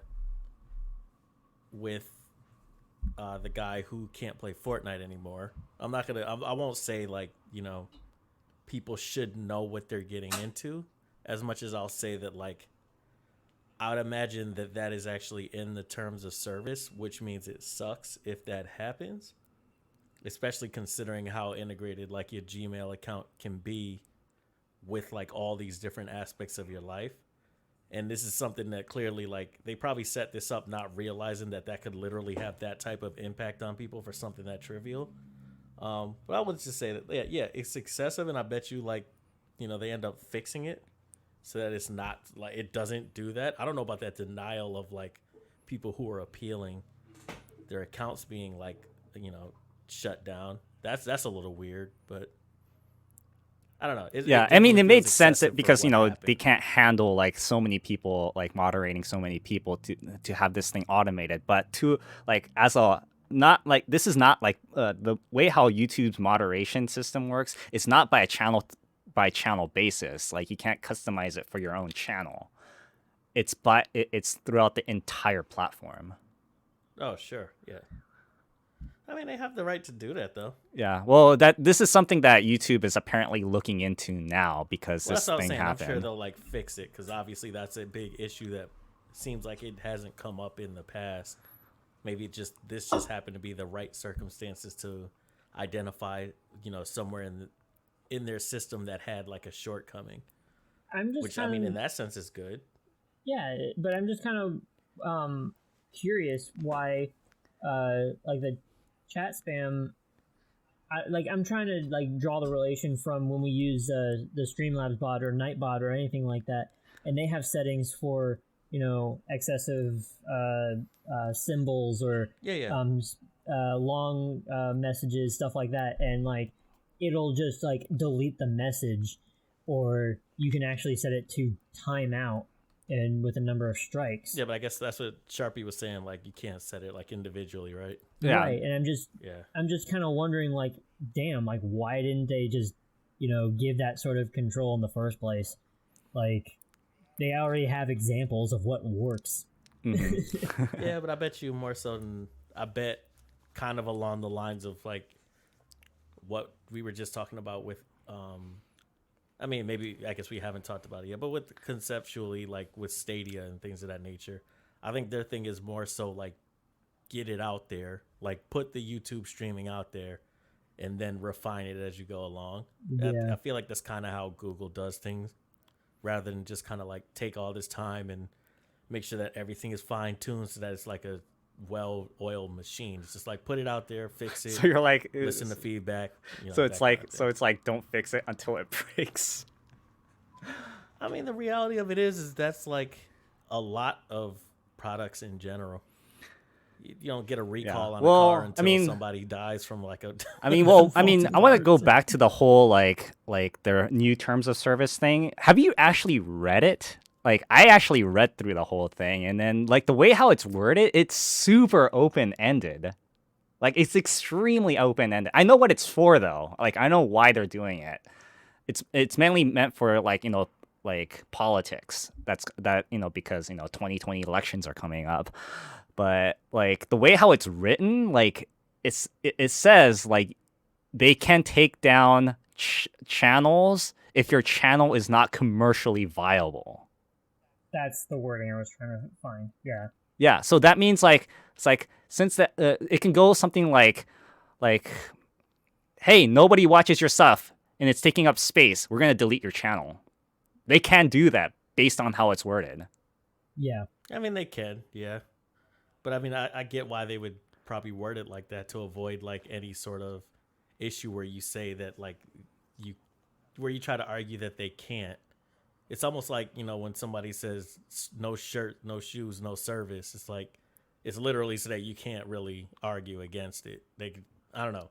Because I imagine what they're really trying to say is like, if your channel is somehow impacting Google financially, then we can take your channel down. I'm guessing that's really what the point of it is. No, actually, the point of this thing is to axe channels that focus on extreme politics. Yeah, but I mean, let's say it's not even politics. Let's say it's just something that's like extremely taboo where they don't like the messaging of it.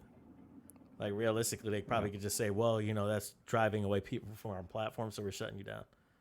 Are you saying, Sharpie, we got another conspiracy on our hands? Oh wow. Well, no, this is more like this is more like a conspiracy that's yet to be proven because it's so new. So an actual conspiracy. Oh yeah, I guess you can say say that. Well, I mean, it hasn't happened yet, so we'll see what happens because it's like they have because this is so new, nobody's channel actually got axed just because they say like, hey, nobody watches your stuff or you have less than 100 views per video for like the past 2 years or something like that. Yeah, but that's what I'm saying. I don't think they're gonna do that. I think they're just gonna be like, yeah, I'm pretty sure they won't. Like, even with it's just that politics, it gives them the ability to because of like how. Yeah, I mean, but technically they had that ability too anyway. That's not anything new. It's just written on paper now. Like I think in their terms of service, they probably say, I imagine, just like every other company, we can shut you down for whatever reason we want. At which point it could be because they don't like whatever political view or whatever you're trying to express. I think it's just on paper now. I'm sure they could close my account tomorrow because they think I'm ugly. I don't know.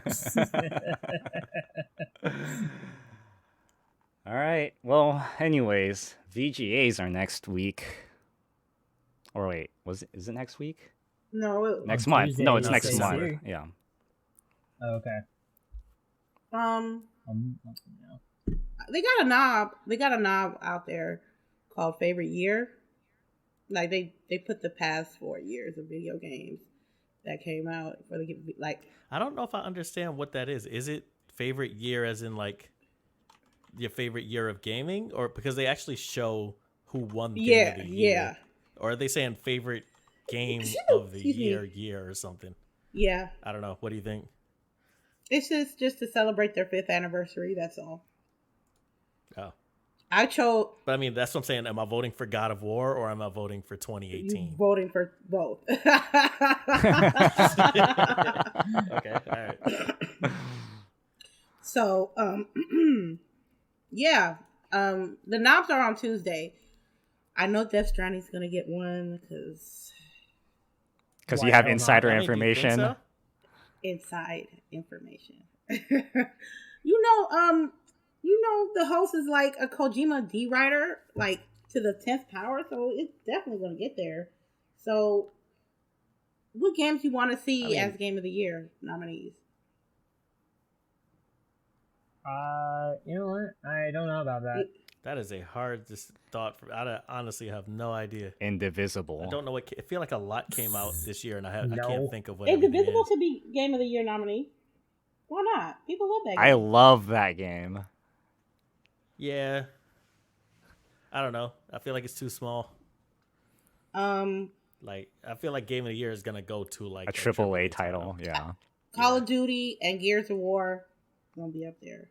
No, it's not Better Gears not of be War. Gears 5. Holy shit. It's not Gears 5. I guarantee you. So you don't think that even though Gears is a higher score, it has a higher score than Death Stranding, it shouldn't be nominated for Game of the Year? Oh, well, I mean, I'm just saying to It us, better it not was not Game of the Year. I feel like I don't know, just based on people's reactions, I don't feel like it was anybody's. It doesn't seem like there was talks of like how amazing that game was. It was just like, oh yeah, it's another Gears game. Outer Worlds should have a nod. That game is amazing. That might be too new. What you mean? It came Actually, out. you know, a lot months of ago. games that are too new tend to get on the list. Yeah. That's how Red Dead Redemption won. That's how last Death Stranding year. got on the list, and I Outer. guess Red Dead was like last. Yeah. End of last Yeah, year. because Death Stranding came out on the 8th, and the Outer Worlds came out on the 25th. So yeah, they getting in there. So I guess we'll just have to rehash this next week when we have the full nominee list. I guess. Yeah. Mm-hmm. What is But I mean, is there anything that you guys are like, this should be nominated? Outer Worlds should be nominated?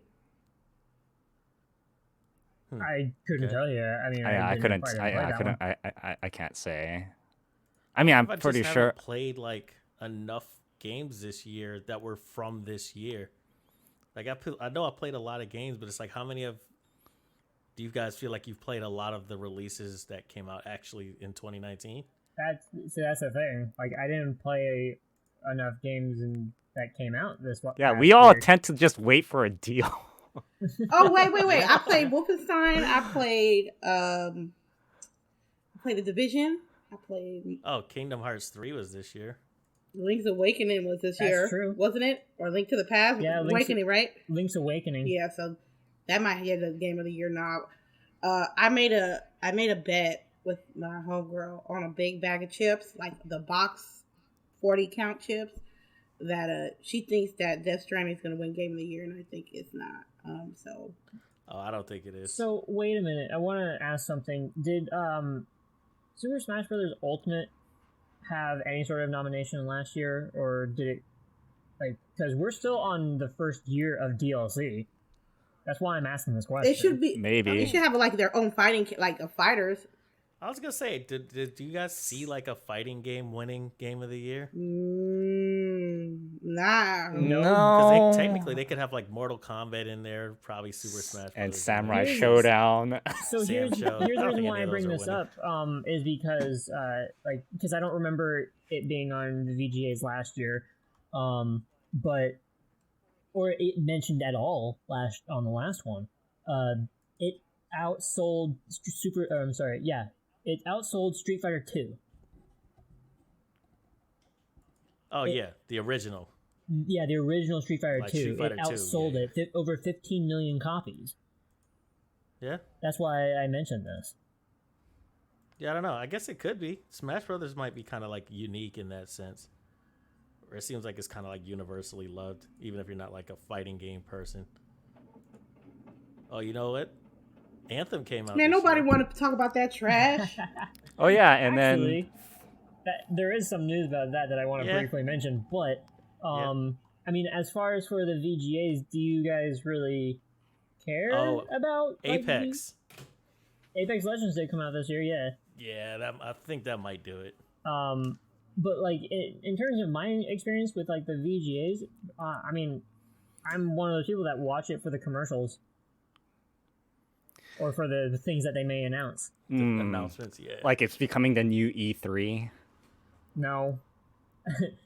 Like some sort of entertainment, and like they might like have some sort of, you know, world premiere or whatever. Like Or some more again, details like about a like the game I'm new looking E3. into. Well, okay, you could say that, but like maybe like only one or two new announcements. Like I think they might have some more information or more another video for Final Fantasy VII Remake or for Cyberpunk. Well, for all I know, like that's where I think it might start heading towards because of how E3 is starting to turn out to be. Like, you know how like they said like they're gonna make it into like a influencer thing now instead of a press thing. If they do, then the VGA is gonna be all fucking day. Nobody's gonna sit through that. Yeah. I don't know. For me, like VGA, it started off really bad, and then like for 2 or 3 years, it was just like, oh, this again, or it's like saying presented by Doritos or presented by Mountain Dew, right? Like, Yeah, they're gonna do remember that. that? They're gonna do that Yeah, though. and they stopped. They didn't do that last year, which I was very glad that they didn't. But because it became like this like a non-gaming thing, it became like a very commercial oriented thing, and then I think that's what Keighley, Jeff Yeah. Keighley like got a lot of criticism for, and so he took that to heart, and then he started to make all these changes. And the past 2 years, it's been kind of fine. It's actually a lot better than I was expecting it to be. We don't want no gamer bros on our VGAs. We want to be respectful people. Yeah, exactly. Good luck with that. Yeah, Well, it's I mean, very- that's how it was like the past year or two, and it's actually been pretty. And I've been enjoying it, kind of. Well, way better than before. Remember when a Way Out was fucking that trailer came out, and that guy that came out and he was like, "Fuck the Oscars." You guys don't remember I that? forgot. I don't remember that. I forgot that. Are you kidding me? Yeah. Oh god. Okay, I'm gonna link that video into Okay. in the chat, but we might get like golden moments. Oh, like you talking that. about the No Way Out dude, the Arabian dude, looked like Aladdin. I got you. I know who you talking Yeah. about. He's first for EA, right? Am I right? Yeah, it was that one game. Yeah, that, he was drunk. EA published. He was really. Fuck the Oscars. He was lit. He was really lit that day, that night. I will never want to be that lit in public. Be honest with you. I'm be honest with you. Oh, So what about this? I guess I'll watch it. You watch it? I don't know. Oh, the Grown Women Game is gonna do a live stream of that. So we're gonna clown the shit out the Video Game Awards. It's gonna be hilarious. If you guys haven't seen what we did last year, I'll probably post it up somewhere. But yeah, I just don't want. I just can't wait for the noms. It's just like, even though it's kind of one-sided, it brings us gamers together and discuss the noms. So, but like I said, it doesn't. We only got one, so I chose for The Witcher because. But we just have to wait and see next week with the nominations. That's it for me. I would vote for The Witcher 3 because I'm not letting my 120 hours go to waste. Well, we'll have to wait till what, next month? No, Yeah. the nominations are on Tuesday, so No. Well, I mean like the actual on event. the 12th. 12th, yeah. On the 12th of December at 6:00 p.m. Yeah, I got it on my calendar. All right. Cool. You're gonna do a snarkathon? What's that? Like just talk shit. That's what we're gonna throughout do. the entire event. Well, that's what we're gonna do. Just snark. Yeah. Be snarking throughout the Yes, entire event. yes. And it'll be the start of like my birthday weekend, so that's a good thing to start off with. I'm gonna be in like a nice something to drink, and then just look at that. A pina colada. Oh nah. Nah, $32 shots. You know I like the best. You know I like the best. You know that. $32 shot bourbons. I just can't wait. All right, Anything? let's start closing this out. Oh, really? Okay. Oh, yeah. All right. Yeah. I'll go first. Thank you everybody that stopped by. You can check me at lady_infamous415, and we'll play some more Outer Worlds this week. And I think that's really on the schedule right now. If I find something else different to play out, I'll always try it out. And once again, thank you for everybody that stopped by and checking us out every week. We really appreciate you coming through, and thank you. All right, well, if you want to check me out, I'm on twitch.tv/unsheathp. This week I'm going to start Jedi, whatever it's called. What's it called? Jedi Knight, the Fallen Order or something Yes, like it that? is. Jedi, the Fallen Yes, Order. it is. Yeah, I'm going to start that this week. But that's probably about it. Oh, it's called Star Wars: The Jedi Knight Fallen Order. Or something. I don't got enough breath for all that. So yeah, that's all I'm going to be doing this week. I'm gonna be playing more Death Stranding on stream, and you can check me out at twitch.tv/Zeldrick. And if I do have more time to stream this week, then I might end up streaming a lot of the downtime too. But like I'm having a good relaxing time with it. So and you can follow me on Twitter, twitter.com/Zeldrick. And you can find me at twitch.tv/JSharpie. And I'm gonna actually continue playing Tokyo 42. And I might continue looking for games that we got free from Twitch Prime. So I'm just gonna go through those lists. Maybe Double Cross, because I got that installed. I don't even know what that is. I think it's like some platformer, Metroidvania type of game. Nice. Yeah. Well, anyways, we all see you next week.